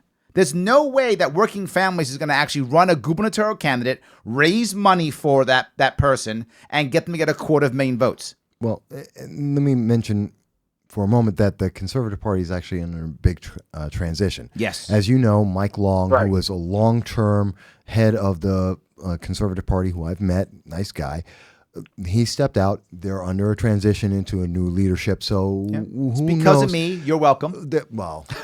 You're welcome. Wow. I like Mike. I like Mike. And I've spoken to Mike. He's a Marine too. Mm-hmm. And we've had great conversations. I've had great conversations with him as well. So I want to give them a little leeway on that. But also, I don't see, and I can tell you, Upstate, we're not seeing the Working Families Party, which is quite honestly Citizen Action, which in my area, and so in the Southern Tier, they've been completely co-opted by Progressive Leaders of Tomorrow and Tifa and Black Lives Matter. And right now, we're watching, as a matter of fact, what's just happening right now. I've got a candidate who's running for city council, Mr. Dan Livingston, who is under ethics investigation, that he voted for himself to be investigated. There is a videotape of him actually saying he, in fact, violated ethics, possibly also misuse of public funds. And he says that on tape, his own tape. And he's the Progressive Working Families candidate. And the Democrats don't know what to do. Mm-hmm. Now, that's not working together. It's co-opting. And that's the problem with what you're mentioning there, is that we're seeing very often when you try and use that dovetailing effect, one or the other party almost always winds up being co-opted into the other. Yeah. So it's a very limited process, and if it's going to happen, it has to be short term. I think you and I, Larry, were talking about it, and when we were talking about the New York 22nd race, I think I said it very directly to you, and I'm more than happy to say it publicly, that, you know what, the Libertarian Party needs to have a New York 22nd candidate for themselves and push them out there. Mind you, I'm a Republican. I already have a choice of candidate who I strongly support, and I believe in it, but I want to see it'll be better for everyone to have a libertarian who's a libertarian out there. Here is the problem that we often find, and this is what I found when I was running. And it's a problem that I still find to this day, but not as much. I tried very hard to reach out to both the left and the right. I did. In New York State, because New York State's a blue state, the left ignored me. Literally ignored me, would not talk to me. Still to this day, many people on the left don't, but I get many more now that I'm not running. If you've noticed, I've had Democrats on my show last week. I've had the Green Party guy on my show. I have Democrats on my show now, but when I was running, most people on the left, Working Families, Democrats, literally would not talk to me. My team tried to put events with them together, talk to them, and it made my campaign look further right than it actually was. Because the right did talk to me. Why? Because the right in New York State is being oppressed. So the Libertarians become the we'll leave you alone party. And they're totally okay with that. But again, the same thing happens in the opposite in Oklahoma. Right in Oklahoma, the left is going to feel oppressed. They're going to be like, can we help out libertarians? Yes. And libertarians will be like, we'll leave you alone, party. So I think it becomes difficult for us libertarians to sometimes reach the left because of that. And then the right, you will find one of two things. The right will be happy when we're beating up the left. But the second we start beating up the right, they turn on us too. So yes, Right. So that Can't happens. say that's wrong. Yes, so that happens too. So Yeah. I think your concept might be okay, but it in practice, I struggled with it. It didn't go as well as I'd hoped in either way, as I reached out to both the left and the right. But Larry, let me add something else. Please. One other word, which is slate. Okay. For example, you're so far ahead of the ticket. One of the things I've always said too is that you got to have people running those other roles, Yes. state senate, assembly. Yep. That way you have an army behind you. 100%. Right? Yes. For example, I said the same thing to Sam New York Party, if you ever heard of Sam. Of course. I said, listen, if you guys get a lot of other people on this pyramid running for office together, then you don't have to worry about losing your party line throughout the years. No, That's I when agree I with mentioned you. The Conservative Party. Yep. That's why I mentioned the Conservative Party. They don't have to worry about running a gubernatorial candidate because even if Cuomo doesn't pass that law, that line will always be there consistently for that whole methodology. You see what I'm saying? And on a small scale. Well, there are two things to think about. Number one is I get you. I agree with you. And if you notice, this year we're actually doing that. In Utica, we have a 5-person slate, right? Yes, in Cattaraugus County, we have 14 people running. So we did do that, but the issue is I couldn't do it while I was running. I don't know if you were on the phone earlier. We just didn't have the talent. I didn't have the bodies. I didn't have the infrastructure. It was literally impossible in 2018. But in 2018, so many people who were on my campaign who saw me run, a lot of them are now running. True. So I created a farm team in 2018 that now you see them running in 2019, and I think we'll have more slates in 2020. I'm agreeing with you 100%, Dion. We didn't have the bodies to do it. We didn't have the infrastructure, the donor base, but I think we have more of it now. Oh, sorry. You just reminded me of something. Sorry, Dion. But something I wanted to jump back to because I just remembered the name. You want to talk about a presidential candidate that's possible libertarian? Mm-hmm. Lily Tang Williams. Oh, out of Colorado. She was in Colorado. She's in New Hampshire right now. Oh, is that right? New Hampshire. Well, she went there too. She there moved. we go. Yeah. Yes. And Lily, I've done interviews with her. Wonderful story. Phenomenal. The problem, though, is she's not born in America. Oh, that's right. She's born in China. naturalized. That's right. I forgot. She's born in China. Yeah. So, yes, she well, it's couldn't. part of her story. But Yes. she would be so wonderful. I agree. Yes. But all right, Dion, was that sorry. okay? Yeah, we're good. Thank you, my friend. I appreciate it. Thanks for calling in. Awesome. All right, so I got someone from Georgia. We are going all curious. over the place. I love it. We're going all over. We're going to Georgia. When someone's talking about libertarian Republican compromise, if that's going to be Not good or sure bad. what that means. Yeah. I'm not sure either, but we'll see. We're trying to grab Joel. Joel, are you there? How's it going, Larry? What's going on? I'm doing well. Doing all right. Just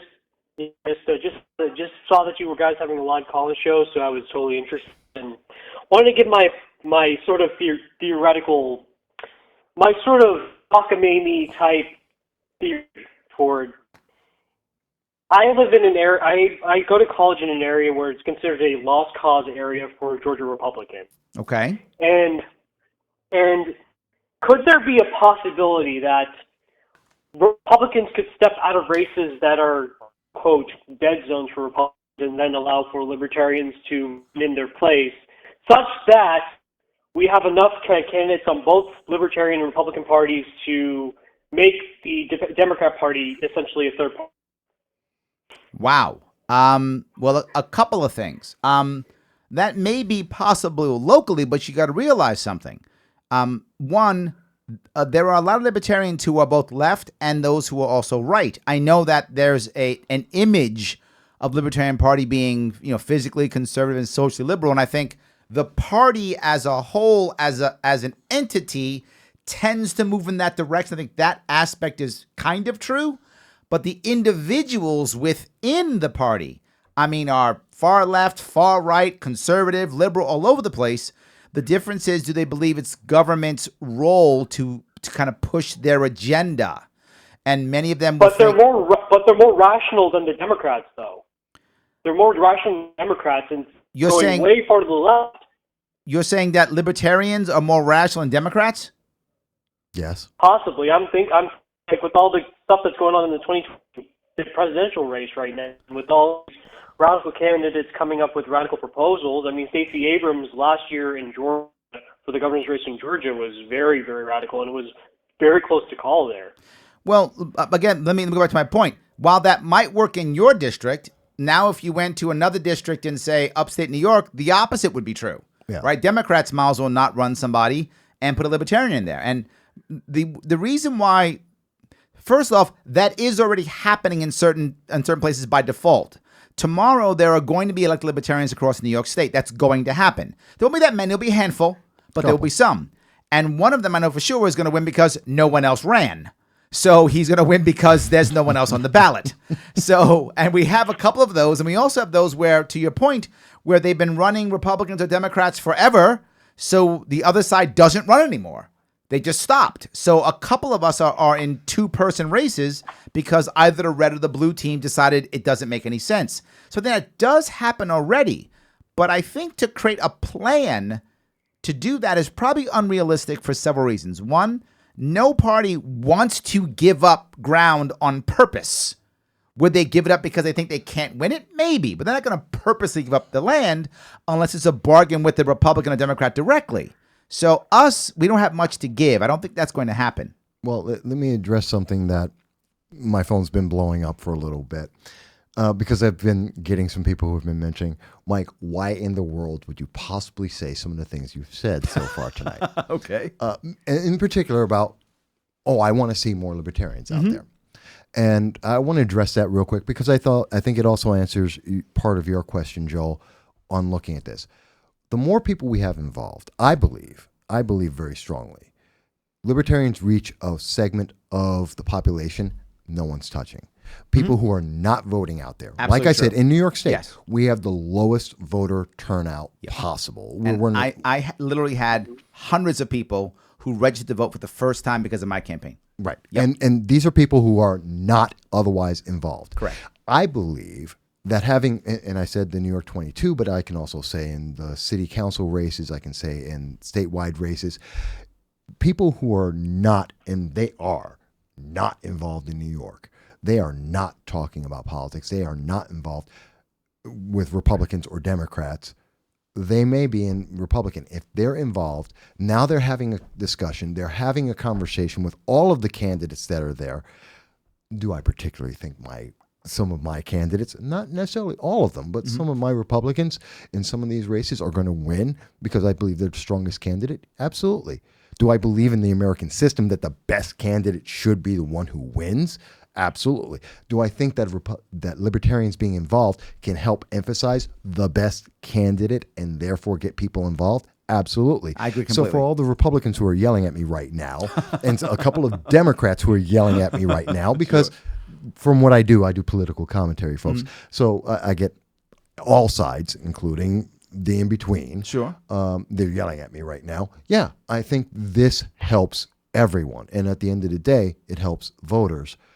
And so what you're saying, Joel, is I think we have to understand competition ultimately is always better. More people involved, more people competing means more ideas get out there, more people get involved in the process, and everyone wins. And also in terms of the libertarian movement, judges are important as well. Maybe having more libertarian judges also help. Yes, but the point that I think Mike's making, and the reason why I'm not sure that your idea is the one that I want to support, because I don't just want to replace one party, right? I would the advantage and why anyone who, whether you're a Democrat, Republican, doesn't matter, you should want a strong libertarian party. And the reason is Republicans are supposed to be about lower taxes, small business, small government. Yes. With a when it's just us versus them, they don't have to be. They simply have to be better than the other. So they have to be. With a libertarian in the race, libertarian will also say exactly the same things. The Republican will have to be a better Republican or he or she will lose. Democrats are supposed to be about civil liberties. They're not.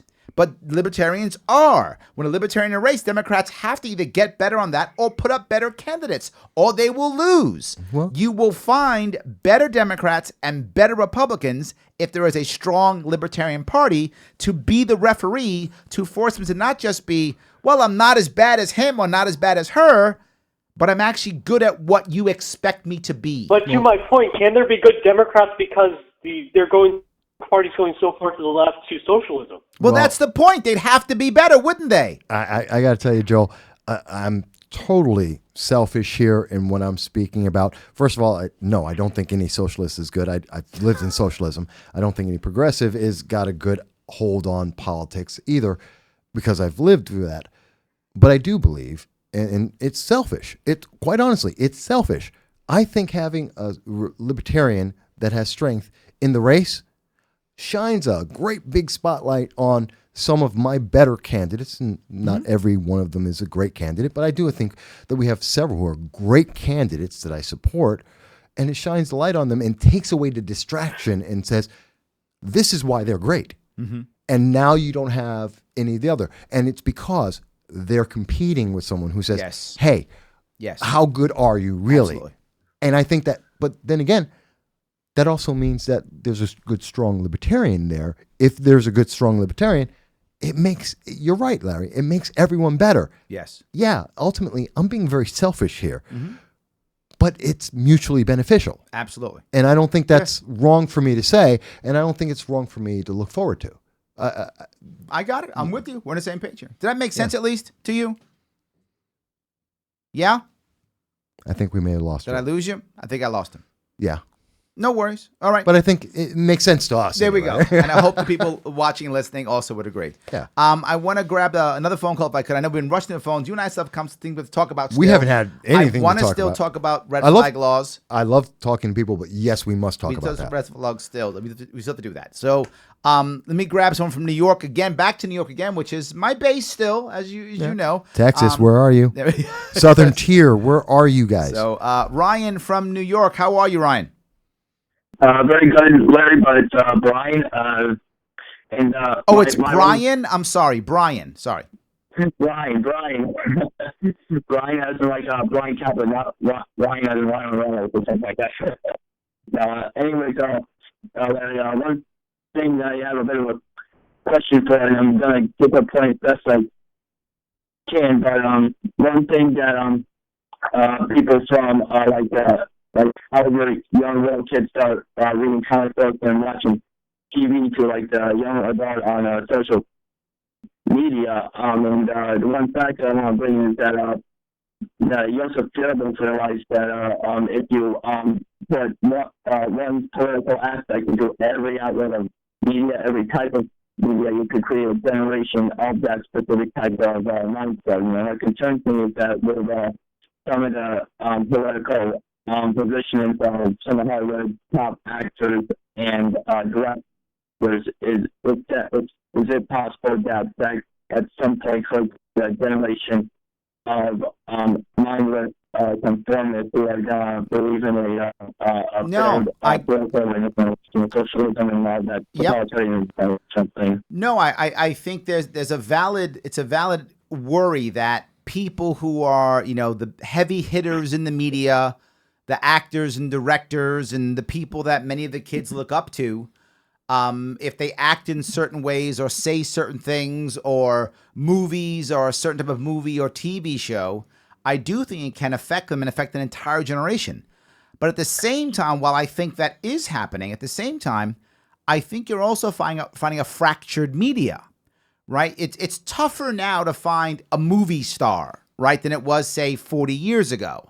Or to the degree that they were movie stars. Correct. Than now. Yes. Absolutely. And you also find people who are movie stars now who also do Netflix and CBS and Amazon Prime. And there was a time when we were kids where you were a TV actor that was second tier. Yes. And movie star was primary tier. Sure, yeah. Now it's very much mixed, but not just that. You find people who only watch certain types of media. So it's not as broad, if that makes any sense.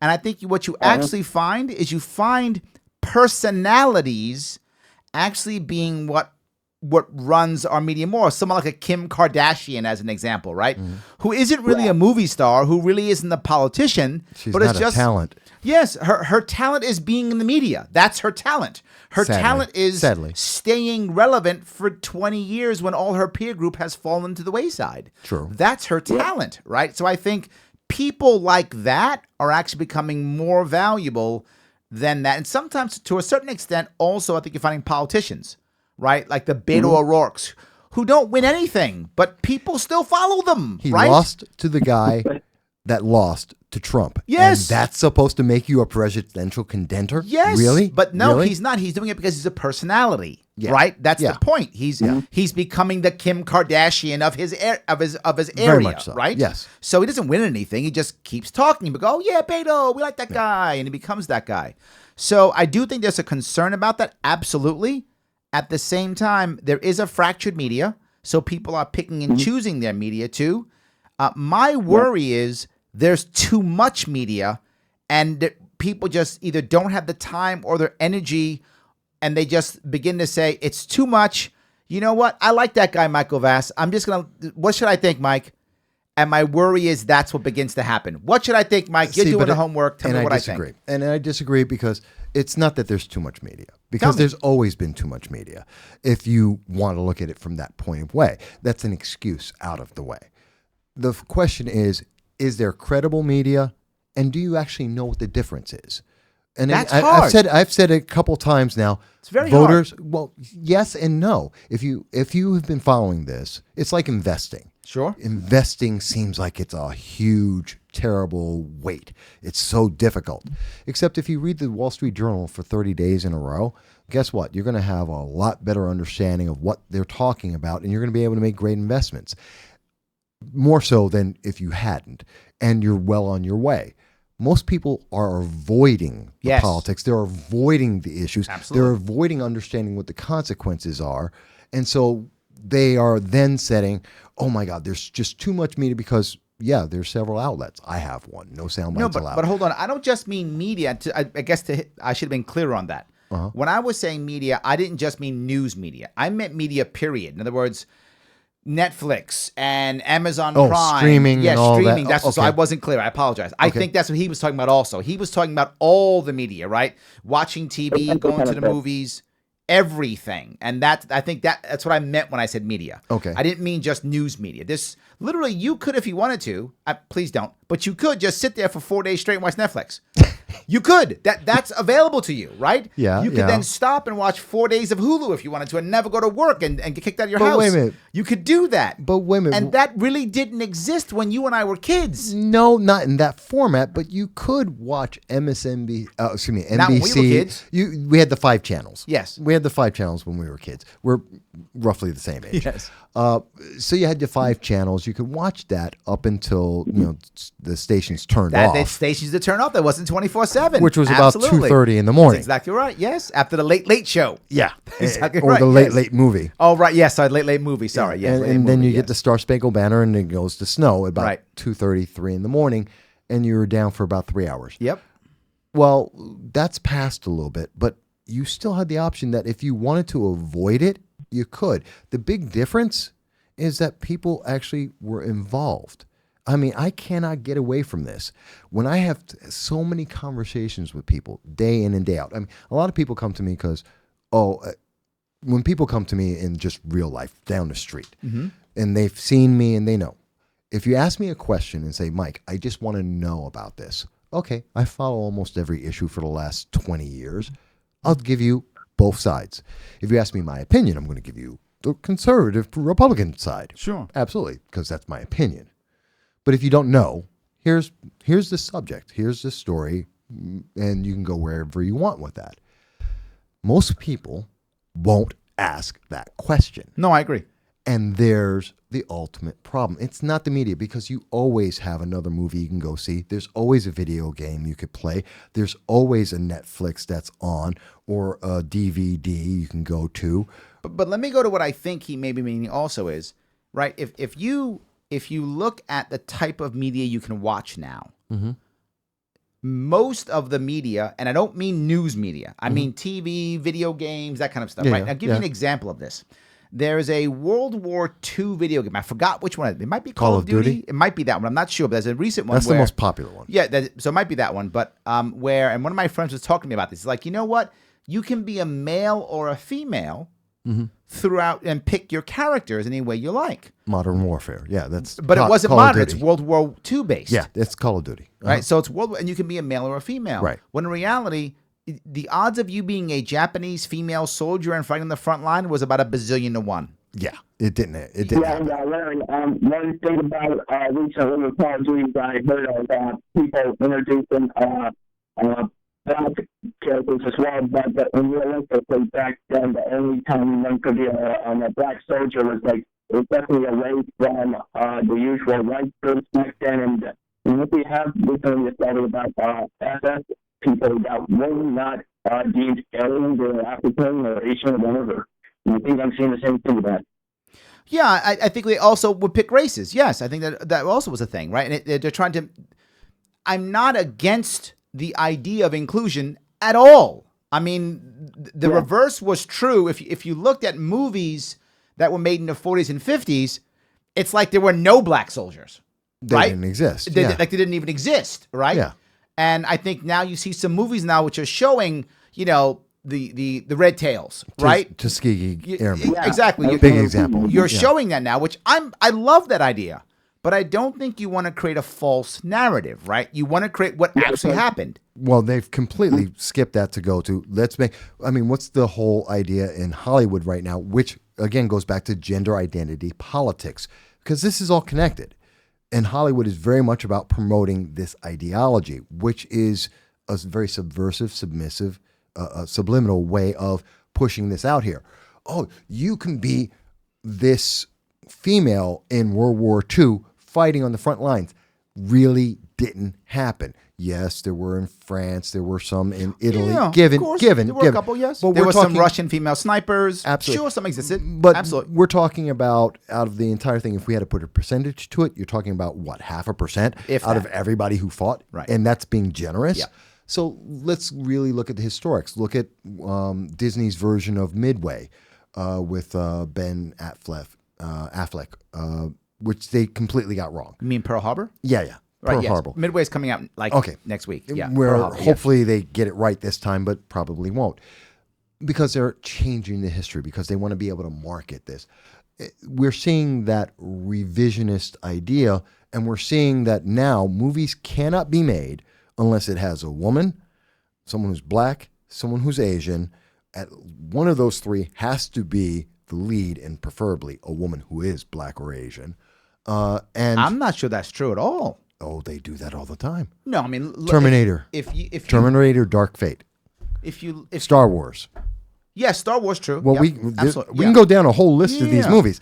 And this is to reinvent an ideology which then supports the gender identity politics that's being reverberated by politicians afterwards. So is Brian right then?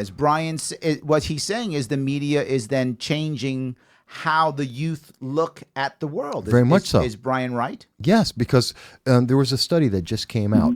The fact is, a study that just came out, it's not that there's been a cultural change in beliefs. The older generations, even older than us, are dying off. Mm-hmm. And so that conservatism, that view of America is dying out. And they're being replaced by the younger generations who have been force-fed nothing but gender identity, social justice reform ideology, and that's all they know, with this revisionist history going behind it. And so that's why you're seeing such a huge impetus towards socialism, as if it's some kind of great savior, because they haven't been alive long enough to notice it's always failed. Historically, it has never worked anywhere, ever. And that they only think that, well, this must be the right answer. So, yeah, we've been seeing this is the long game. And I have to give Democrats this. The progressives, the Democratic Socialists, they have been playing the long game. But don't they always win? Don't progressives always win? I don't know that they win. Don't the conservatives eventually die off, right? Isn't that what happens? But then the new generation comes. Conservatives die off eventually, and then the new progressive... Are we, and this is always my worry, right? Mm-hmm. Are we becoming back in my day, are we becoming those guys, me and you? No, we already are. Here? Yeah, exactly. We already are. We're that guy, right? So 20 years from now, we're going to sit in our lawns and yell at the kids on our working our lawns. I'm doing that now. Exactly. Do you know how many times I'm at an event where they're telling me, "Oh my God, Mike, I can't believe it. You have to be PC." I'm like, "No, I don't." Well, why do I have that's to be? my point. No, I don't. Then this is an ongoing thing where we always lose, right? Doesn't the older generation always lose to the younger generation? No, because that is a recent development that we lose. It's not to say that we can't make change, because we went from the 70s, where we know the 70s. There was more racism in the 70s than 2019 has any idea exists. 100% true. Okay, we've improved that. That's true. That wasn't because we became more socialist. That's just because we became more aware of the issues and we paid attention to how to fix that. But doesn't, and this is I think a good thing on what Brian's saying, right?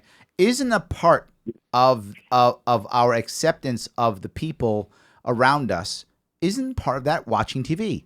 I hate to say it, but I have to use it. Wasn't the Cosby Show? Wasn't that part of it? I hate to use Bill Cosby, but wasn't the part of it having the Huxtables on TV, having Will and Grace on TV, right? Wasn't that a part of what made us go, you know what's fine? If you're brain dead, yes. If you're a brain dead couch potato, then the answer is yes. So you're telling me that seeing X people on TV that weren't on TV 20 years earlier, right? Try to find what wasn't Good Times important for white people to see black families? Wasn't Chico and the Man? We're talking 70s for you people who are too old, too young to know this. To go to All in the Family. This is 70s, right? Yes. Wasn't Chico and the Man important to see Puerto Ricans? Weren't these types of shows important? Let's look at the context of what we're talking about. All in the Family, Chico and the Man, Good Times. You're talking the 1970s, right after the civil rights movement. 10 years after. Roughly, yes. And you're seeing a sea change in the nation and an awareness that's coming out. Yes. Okay. Name something 20, 30 years, 40 years after that where we've already had that sea change. Are they still making the same impact? No.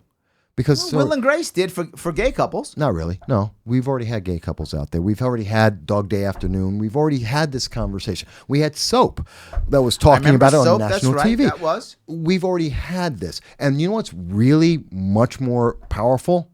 Having real people you talk to. No, I agree completely. Always. And I think that's been more. What you want and what All in the Family, Good Times, Chico and the Man, you know what it did?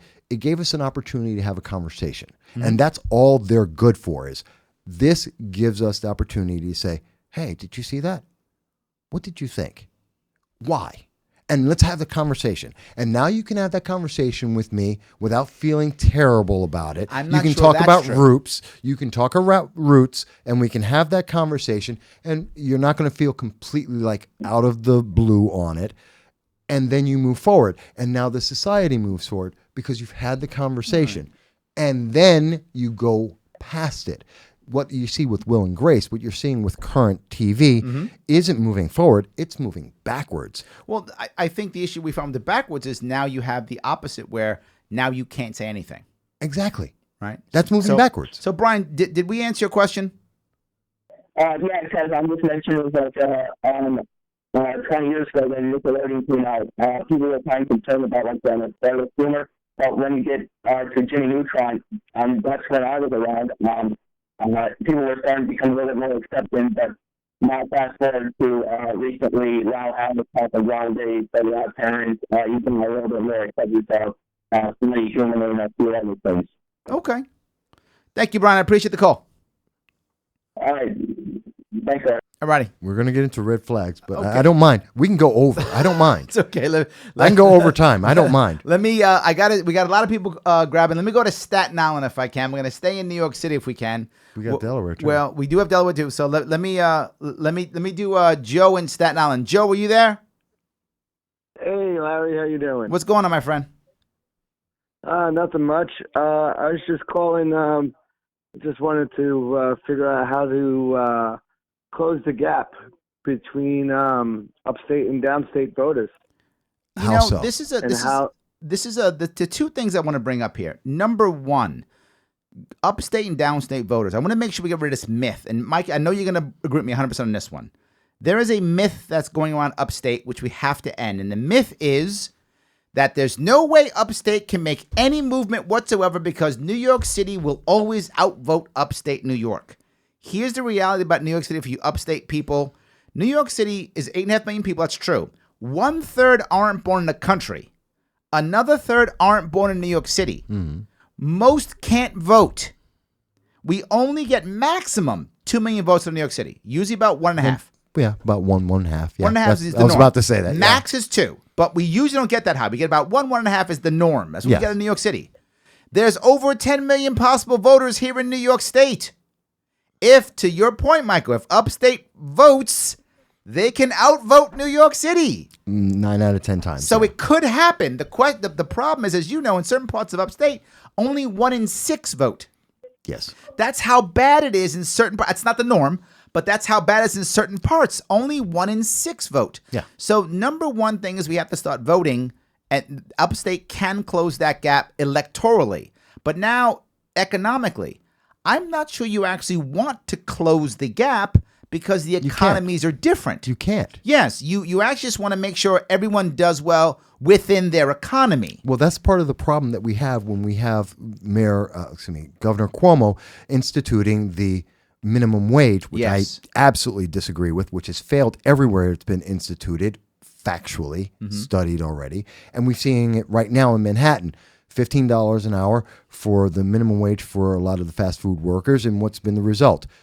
You've seen the businesses close, people cut their hours. And automation. Yep. So and interns too in New York City. You have to pay interns now. Oh, great. So now college kids can't get jobs. Now that's even worse. And you're starting to see that impact though on Upstate as well, because even though they have a lower minimum wage, which is stupid, we have minimum wage depending on where you are. That doesn't help with people transitioning. Actually, you're forcing a transition of people from one area to another, which hurts Upstate. But you're also hurting Upstate businesses who don't have the linchpin of Wall Street and the mega corporation or the mega capital of corporations that Manhattan is for New York City. And you're punishing them for being small business owners. I mean, the majority of small businesses aren't in Manhattan. They're in Upstate New York. You got farmers, you've got every type of small business you can possibly think of, and they can't afford this. And especially when we see the franchise to win, and the franchise now, while it is a small business owner, it's corporatism with this guy who gets his cut. Yeah, and thus we get Putnam County, where 38,000 people leave. Absolutely. And take their small business out of the state because you're pushing them out. It's too expensive. It's too much regulation. That's a redundancy of regulation. And there's no understanding that this isn't Manhattan. Yes. It's not one of the 5 boroughs. What I think you do to fix this is to go to what I said earlier. Localization, localization, localization. Keep more money locally to build local businesses, to build local economies. You know, in certain areas of upstate New York, if you make $50,000 a year, you're doing well. You're doing very well. And in certain areas of Manhattan, $50,000 a year, you can't even afford to live by yourself. A good part of Manhattan. Yes, you can't live by yourself. So I don't necessarily want to close the gap. I want to make sure that wherever you choose to live, wherever you find your happiness, whether that's on a farm, in a city, rural, suburban, small town, big town, small city, wherever you find your happiness, that you can live according to that economy. And as a Republican, I would only say to that, I just want to get rid of the government's heavy hand. I don't believe a single party government with an agenda up front that doesn't care what anyone thinks because they know they have a majority because no one is voting, that they're going to really appreciate the fact that they are hurting the very people that they're saying, we're going to take care of you because we're going to put you all in poverty, make you dependent on the government so you have no choice but to keep on re-electing us. I think that's not just wrong, that's evil. It borders on evil. We got to get rid of that. Yep. I want people to be independent, free, equal opportunity to fail and or succeed and get the government out of the way. and things like mandatory minimum wage, Oh, living you sound wage. like a libertarian on me again, That's not Mike. libertarian. See that? You sound a libertarian on me again. That's not libertarian. That's freedom. And Okay. Republicans are just as much into freedom as libertarians are. I'm not sure I'm going to go there. Joe, did I answer your question? Yes, you did. Awesome. Thank you, my friend. I want All right. to bring up one thing with it, if I could, and that Yes, is please. eventually Trump goes away. Yes. Either he loses next year or he goes away in 4 years. Either Right. one of those two things is true. The Republican Party in many ways has become really about him. In many ways, it has really become about him. According to the media. I think according to many people. Okay. When I was out there campaigning, many people asked me a question, what do you think about Trump? What do you think about Trump? That was a very big, popular question I got. That's how they judged whether they could trust me or not, by how I felt about Trump. He's a major part of what it is to be a Republican right now. He's going to go away at one point. Yeah. How do you as a Republican deal with that vacuum that will eventually happen? It's not a vacuum. It's a realization. Because Trump isn't the party. He isn't Republican values. It's just a reality. He is a Republican president. He wasn't always a Republican. That's true. Let's look at his history, folks. Yes. Just like they keep trying to say he's a racist. Really? Look at 30 years NAACP awards. I mean, there's lots of records. But here's the thing. I was a Republican before Trump was ever there. Mm-hmm. Because I have very strong values that are Republican values. I'm going to be a Republican after he's gone. You could say the same thing for libertarians. Larry, you're a libertarian. If you don't run, does that mean the Libertarian Party in New York dies or anywhere else in the nation? No, it should never mean that. Why? Because you're an individual of the party, but the party is bigger than that. But I loom nowhere near as large in the Libertarian Party than he does in the Republican Party. Doesn't matter. I mean, it's night and day. Yeah, but I'm a very small fish compared to a Trump. Okay, and let's look at Obama versus Obama. Did the Democratic Party suddenly die and disappear because President Obama wasn't around? No, it continues. It's bigger than that. It's we have to remember, and this is the problem of the media. They're trying to tell us, well, Republicans are only Trump. They're only this issue. They're only this idea. We're supposed to be, warmongers. We're supposed to, every horrible thing you could possibly imagine is suddenly supposed to be Republican. And it was always told, we're old white men, which I love it when I get it on Facebook and Twitter, where people tell me that I'm a white supremacist and I'm a Nazi. I'm like, have you looked at my picture? Okay. Have you heard me say anything? I've dealt with that same issue. Okay, Yes. we get this. Got it. Yes. So, because we're not the choice that was programmed for us, Right. which as free-thinking people in America, we should be able to choose. No, I get you. So, when people say, well, it's about Trump, it's never been about Trump. It should never be about. If someone is saying that it's about, not be, but it sure feels like it is. because guess who's saying it is? The media, Yes, MSNBC, but left CNN, and right media. Fox is saying it too. It isn't. Fox is saying it. This isn't just MSNBC saying this. Well, I'm saying media. I just Yeah. happened to start with them. Okay. But no, I don't think media is right on this because the Republican Party didn't start with Trump. It's not going to end with him. Okay. And it has nothing to do with him. It's about the values. As one of the great values I believe that the Republican Party has as a conservative Republican is, I want to teach you how to fish, not feed you a fish. I think if we stuck more to that Sounds value libertarian system, to me, I'm that's just not saying. libertarian. That's Sounds that's Republican. libertarian. It's in the Constitution. Okay. These are Okay. the pursuit of happiness clause. So, and they're not mutually exclusive. Mm-hmm. You can, as a libertarian, you can have, and we do, have many of the same values. We sometimes have very different ways of getting there. That's also true. Which is Yes. where we have a lot of our arguments when Absolutely. we've done that. So I don't mind that. The bigger thing is I'm not defined by that person. You know? No, I get you. All right, And look, that's the problem. here's what I want to say. Did you guys enjoy the show? We never got red flag lows. I know we did. We just ran Guys, out of time. I read apologize. the red flag laws in New York State. Horrible 129. idea, terrible. We agree completely. Separating kids. Separating your property and then taking away your kids and putting you on a list and solving no problem. No, with no crime done. With no crime being done, yes. I just want to throw that in. We kind of covered it. Yeah. But guys, if you liked it, please remember, head over to sharpeway.com, support it. And, of course, go over to patreon.com/Sharpeway, support the show, and buy some swag. And please tell us, where can we get a hold of you? Everyone can check me out at just go to YouTube, Facebook, Twitter. No sound bites allowed. Real simple. Or put in Michael Vass, Vass. I'm in every search engine in the world. I was in Paris recently. I know I can find myself there at the top of the list. I wish Google would allow me to do that. I'll put this data in the show notes after the show, guys. Thank you so much for being here today. I will see you guys next week right here on The Sharpe Way. Thank you.